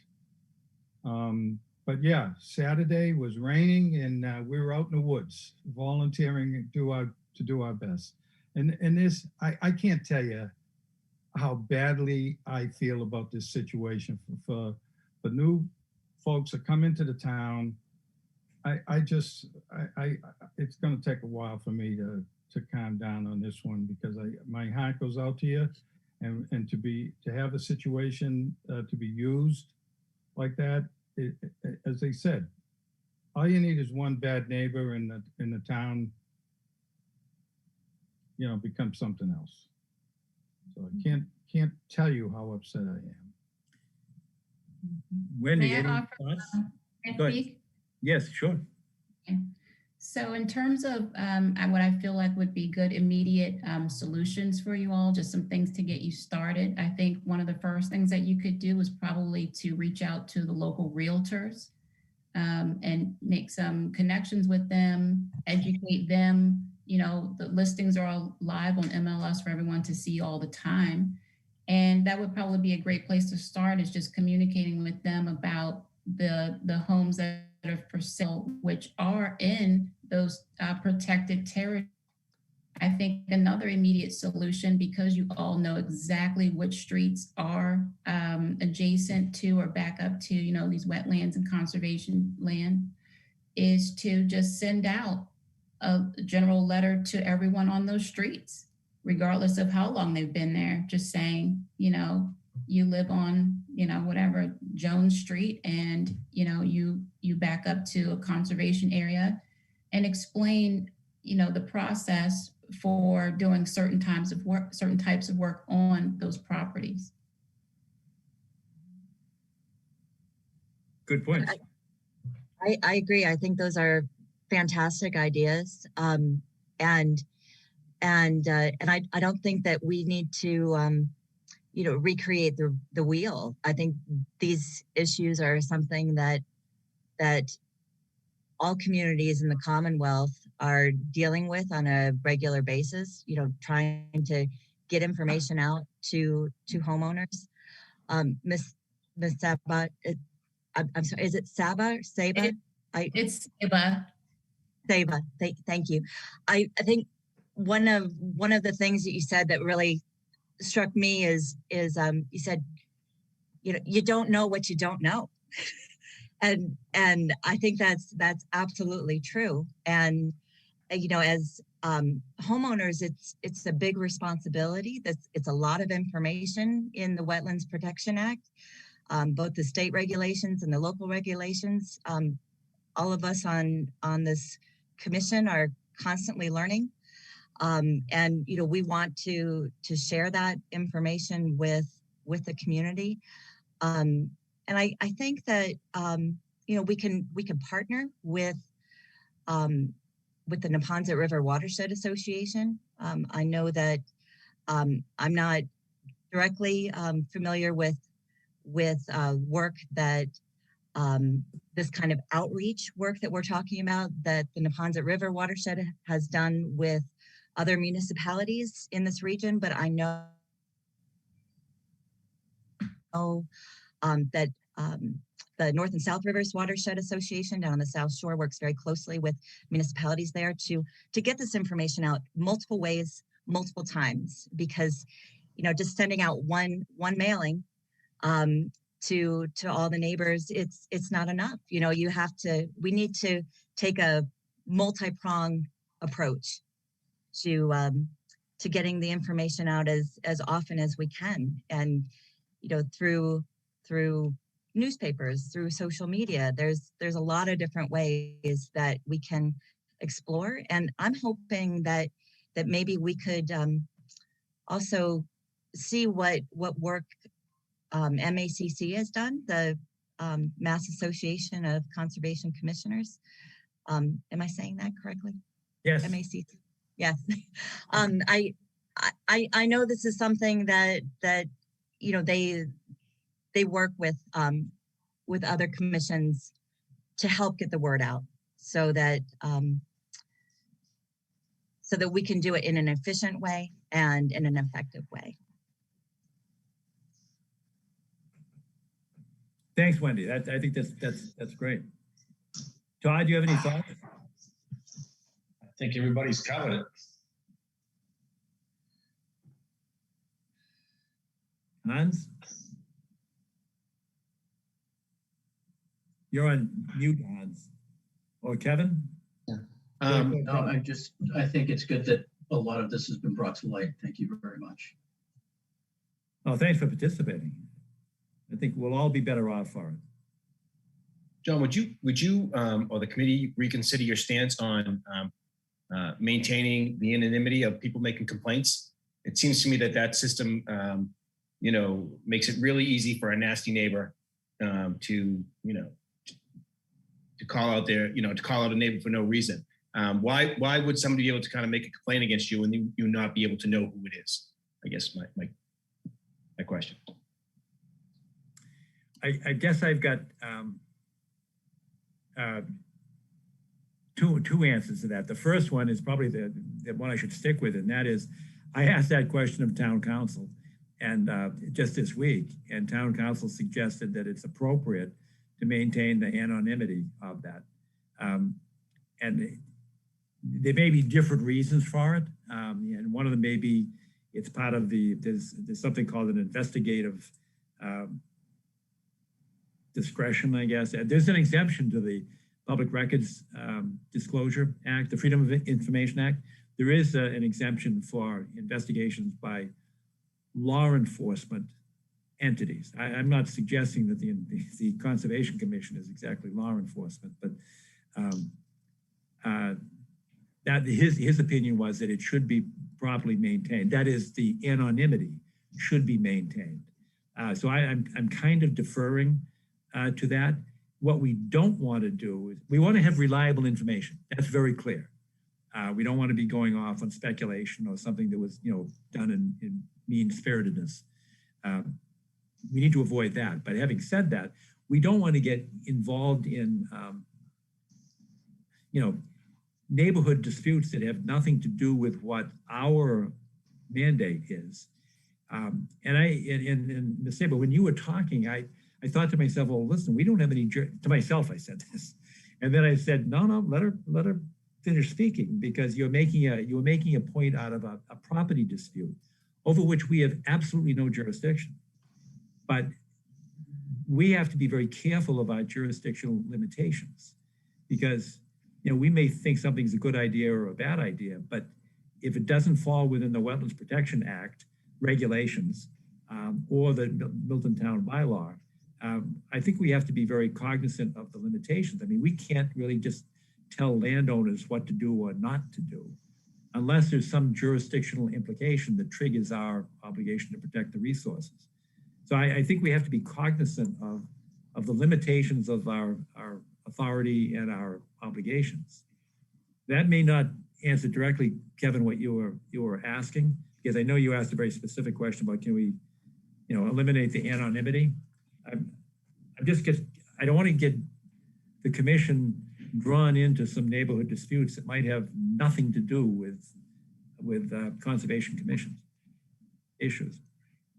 But I do acknowledge we have to make sure that we've got reliable information. That goes without saying. So that is a dilemma, and I'm not. It's a non-answer. I admit that. I do admit that. What do you think, Mr. Sable? I cut somebody off. Go ahead. Well, I was just thinking that surely Milton's not the only community that's struggling with this. I'm wondering if there's other municipalities that have made more progress than we have that we might be able to communicate with and learn. Oh, absolutely, and I think your idea. Well, it's very complicated. That I really I struggle with the whole thing about people making anonymous complaints because the motivations behind it. We don't know what people's motivations are. We're only there to protect the resource in question, and so I feel like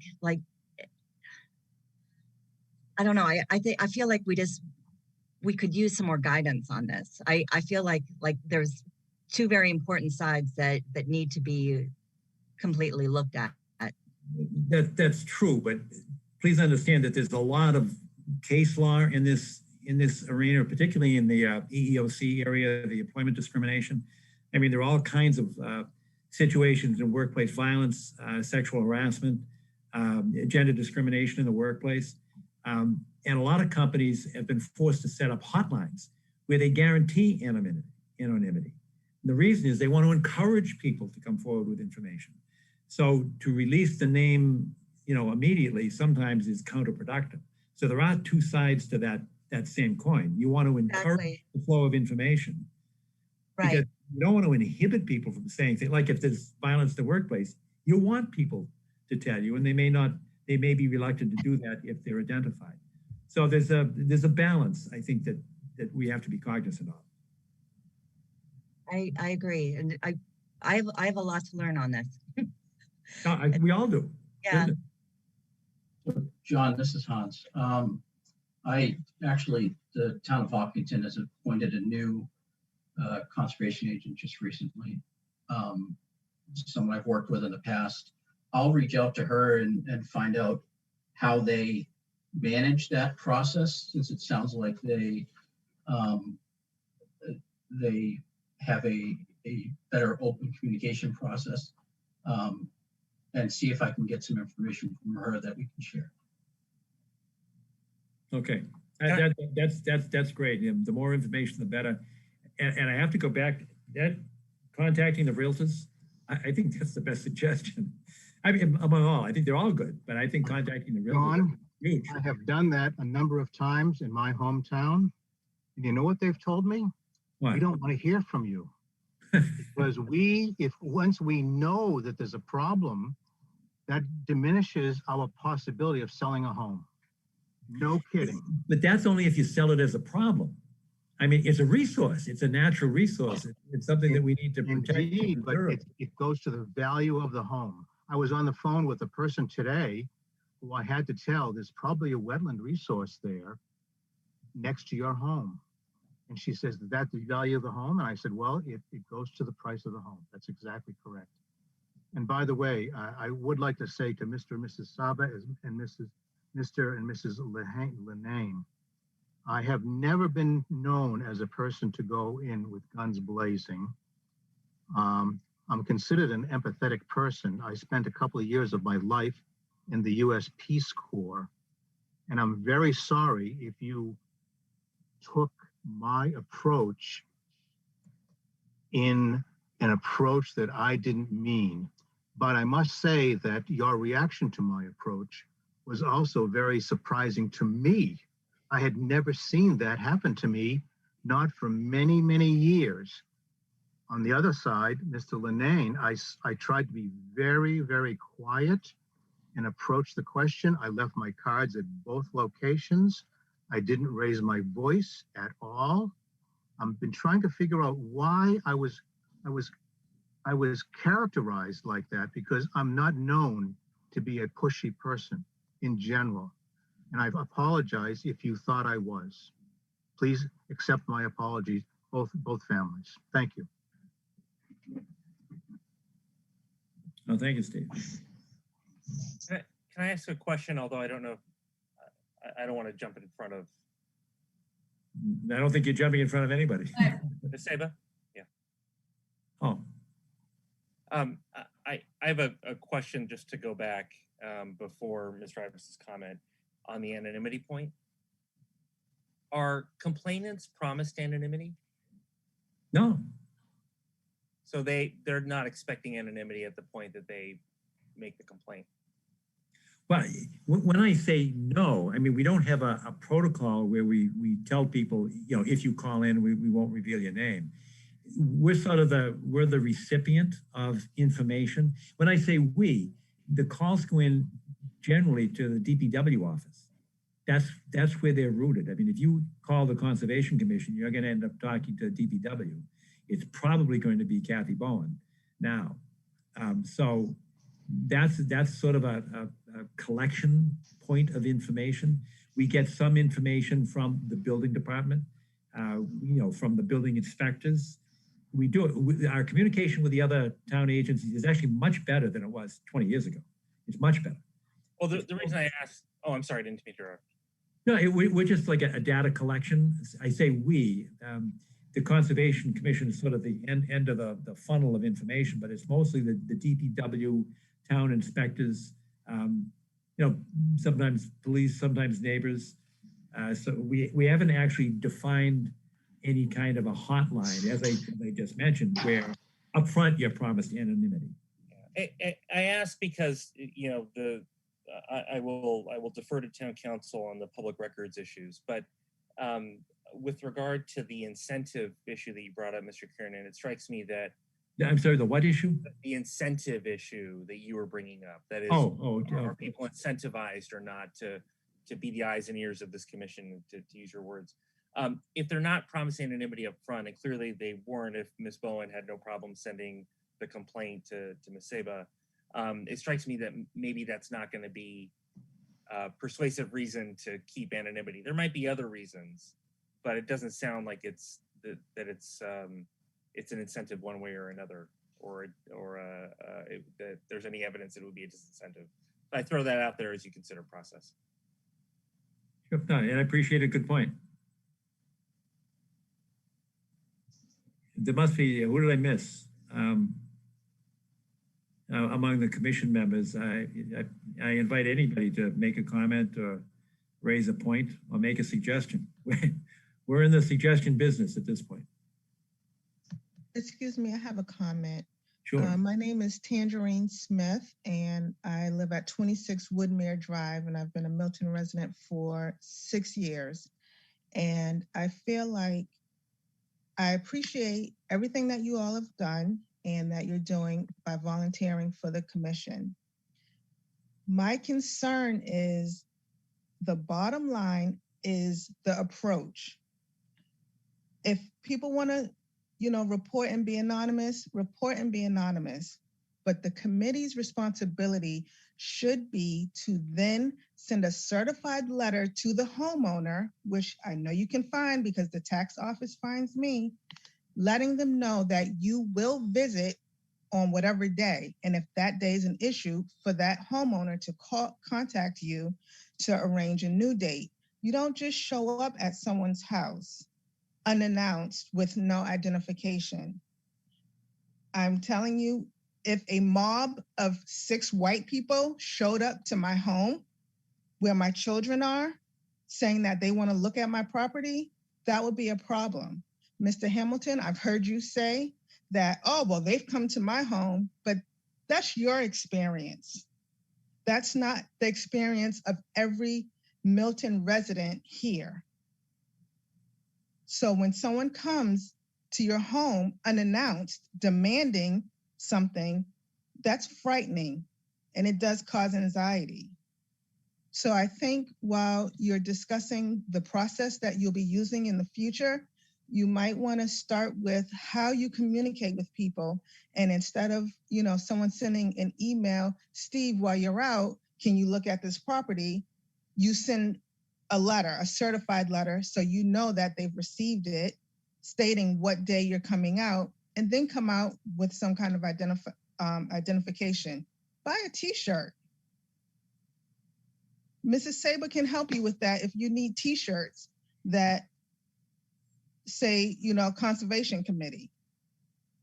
There's just simple things, and there's, an understanding of people that live here, what they could be going through. Thank you. That's all I have to say. Very, very good points. I appreciate the comments, and I agree with you. And I can reiterate that our protocol was to send and is to send out a notification in advance of the visit. And that fell between the cracks, and that's on me, for which I apologize. But the point is valid. Those letters should go out. And I know she said certified as opposed to regular mail. That may be an extra step, but it's probably an appropriate one. Ms. Saber, did you want to say something else? No, I think I just want to piggyback a little bit on Tangerine's point, because one of the things I was thinking of is that it's a situation where there could be danger on both sides in terms of you never really know what you could be encountering when you approach someone. You don't know if someone is suffering in the household from a mental illness, if someone is recovering from a surgery, and they know if someone's ringing their bell, it is super important, and they're dragging themselves, from the bed, a new mom with a baby, as we heard earlier, special needs, elderly, so many issues. But I also think it's important to take into account, exactly what I've said earlier, what Tangerina said, that as white people, you do have to be aware of approaching other races and what their experience might have been, or what maybe we have seen happen in similar situations. And also under the context of it being due to an anonymous report about something that is perceived as wrong or bad, and what the consequences of that could be. If I was to say feeling threatened, physically threatened, right, by a man I didn't know, and I chose to defend myself by perhaps physically exerting some sort of force, who would be in trouble for that? Who do you think would get hauled off to jail in that situation? Do you think it would be Mr. Ivis or the 6 of you who showed up, or me, because I was the person that used the physical force?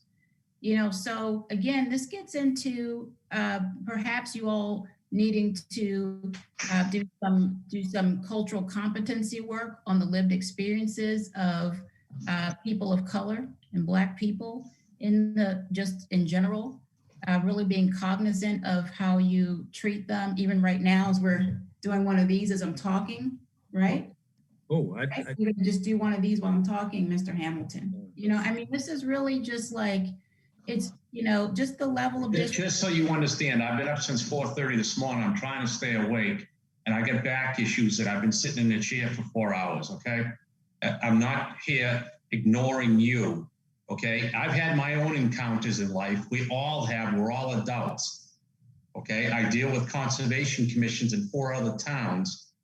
I'm well aware what goes on. I've been attacked by numerous agencies. You're not singled out in any way by me, or anybody that I know would single anybody out. Okay? I'm sitting here on a pillow. I got 2 discs that are bulging in my back, and I'm in agony. I've been sitting here for 6 hours. Please gain some control over yourself. The way you're talking. I have plenty of control. No, you're not. The way you're talking to me is extremely disrespectful. I have not raised my voice at you. I have not made any accusations towards you. I told you I didn't like your body language towards me. I have 2 children. I've been up. You don't know my physical health or anything that's going on with me, but I have sat here trying to help you all understand the lived experience of someone who is different from you. And your energy has been extremely negative as I've gone through that process. And I wanted to point it out to you. Well, I feel the same way. We want to stay on topic. I think we should regain our focus and look for the positive and move forward. So make this a better situation, not a worse one. So points well taken, and I appreciate them. And we'll continue to work on this. And I'm certainly not shutting it off. If other people have suggestions or comments, then I encourage that. I do have one more question. In terms of your membership and the fact that it is very homogenous, and it looks like there might be open positions in the future, how welcoming would this committee be to someone like myself? You're on. Really, look at the reality. Look at the reality of what's going on. I could be the best structural engineer in the world, but right? What's the reality of me being actually treated like an equal member of this commission if I were one of the qualified people? Would I be listened to? Would I be heard as we would be going on site visits to visit people who look like me? What is the level of understanding that you would truly be able to have? What is the level of listening that would actually occur in your meetings, as I would be trying to help this commission better understand the community as a whole? That's easy. we would welcome you. But you have to understand that I'm a believer that, you know, brilliance is, you know, it's 90% perspiration and 10% inspiration.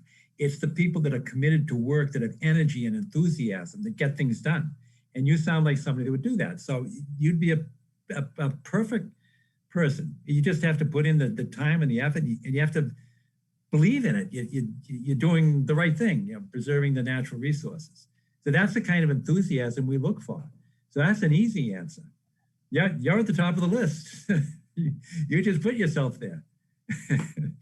But be careful, Saturday mornings, you know. And by the way, we've had commissioners take their kids, take their dogs, you know, sometimes they, you know, if they've got, you know, parenting cares, you take your kids with you. You'd go on the sidewalks. Have to be careful of the ticks. We've had people get lost on some sidewalks, really. But we welcome everybody, and whatever the family needs are, we can accommodate that. And you now got me excited. We got to recruit. Don, I would happily resign my commission if that would, if the opportunity came up to make us more diverse. Well, I think that's a nice thing that you're saying, but this guy's a civil engineer. He's the environmental coordinator for Eversource. That's my professional job. That's not my volunteer. But okay. My point is that I think that the points that are coming up here are very appropriate. And so, I mean, if that's what it would take to make a change in the commission, you know, I think it should honestly be considered. It's why I asked the question. I was going to extend an invitation if there was an opening. And in a few months, there may very well be one. I don't even know what the term limits are, but Jerry, you may know. I don't know. I think 3 years, aren't we? And we have rotating chairs. They're not all. Oh. They're not all. Arthur just got a 1-year appointment. He just finished his 1-year appointment, and he got a 3-year appointment. It's either 1, 2, or 3, and they vary. And I have no idea how or why, but they vary. They do vary. Here's going to be my last point on this. Sure. My last point is this is going to be that it is super important that no matter what type of work you do, that you are able to listen and learn from another person and not interject your own experience into that moment. This is not an opportunity that I was taking to compare and contrast. I was here to address what happened to my family, and I appreciate you all taking the time to listen. During that time, things did happen that did have to be addressed. But I hope that you walk away really with a better understanding for why this process failed my family. And hopefully with some ideas with how you can do better and be better as you go about this. And quite frankly, be more welcoming and be more respectful to everyone, especially as representatives of the public, you know, volunteers on a public commission. It's really a duty and a huge responsibility. And it's also setting an example to others for how we should treat each other, both as community members, but also representatives, you know, public people who are doing this work, public service. Well said. Thank you. Thank you. Any other comments? Because this is actually the last agenda item on our meeting tonight. Unless we have additional business, but I didn't want to cut short, I think, a very productive discussion. So we've got some takeaways here. We'll circulate the minutes with all these ideas. I heard what you said, Steve, about the realtors. I still think the realtors are a good idea, but. Oh, yes, I continue to do that, by the way, in my local area. Absolutely, talk to realtors. In fact, I've given a couple of general seminars to realtors about Wetlands 101. Yeah.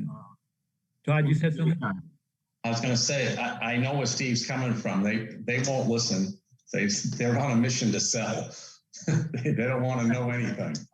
I get it. Chairman, we do have 4 items that very quick items. The whole thing would take less than 2 minutes. Okay, but we're okay because we're going to move on. The next agenda item is additional business, and I think there are 4 subparts to that. So I just want to make sure everybody's comfortable. We're moving on in the agenda. Okay. I just want to make sure that I didn't shut anybody off in terms of a comment or a suggestion. Sure. Okay. Very quickly, 50 Sumner Street. Yes. Some trees have been planted on conservation property as of today. I will inspect them on Friday. But that's pursuant to the terms and conditions of the enforcement order, correct? That's correct. Good. Exactly. Okay, that's good news. Yes, absolutely. Oh, no, this is all good news. Perfect. I'd like to end on a good note. 1439 Brush Hill Road.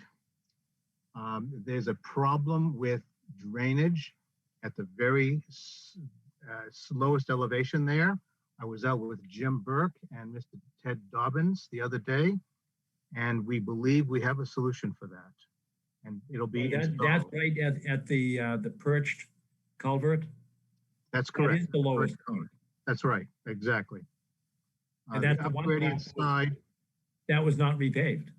That's correct. The upgradient side of the perch culvert is there's water going down over that edge that will eventually take out the bottom of the stream. So we're fixing that before they come in for a COC, a certificate of compliance. I must tell you that Zero Truman Highway, if you've been by there, the building is down. It's an amazing thing. You can see across. Oh, wow. Oh yeah, it's really interesting. And all the asbestos siding is removed? Oh, absolutely. And the roof and everything else and all the girders and everything else. And they're working on parts of the building. They are leaving the, what is that called? The floor of the building. In sight. Pardon? The pad, concrete pad, which is wonderful. They've filled up the man-made lagoon as well. And number D, Mr. Beals and I of Beals Associates will be out at our favorite location at 600 Canton Ave on Friday morning, and we'll decide on a wetland location for that isolated wetland on that site. That's all I have. All right, well, that's good. Those are positive. Those are positive additions to tonight. Quick headline that just came up. EPA requires Quincy to spend $100 million to reduce sewage going into the harbor. Wow. 100 million. That's going to hit their tax rate. Wow. Wow. And actually, I think it was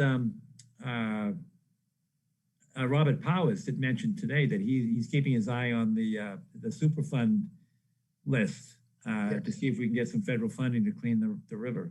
So I was curious, or I was interested that he's following that. So I was much encouraged that the public is paying attention to some of those things. So good news. All right. Any other additional business? All right. Without any other comments from the public, we don't have any abutters necessarily, but we've got members of the public. Because hearing none, that we will entertain a motion to adjourn. Is there such a motion? So moved. Yeah, is there a second? Thanks, Todd. Yes. Any discussion? All in favor, say aye. Aye. Aye. Thanks all for your courtesy and patience tonight. I think we made some progress. Good night, all. Thank you, everyone. Good night.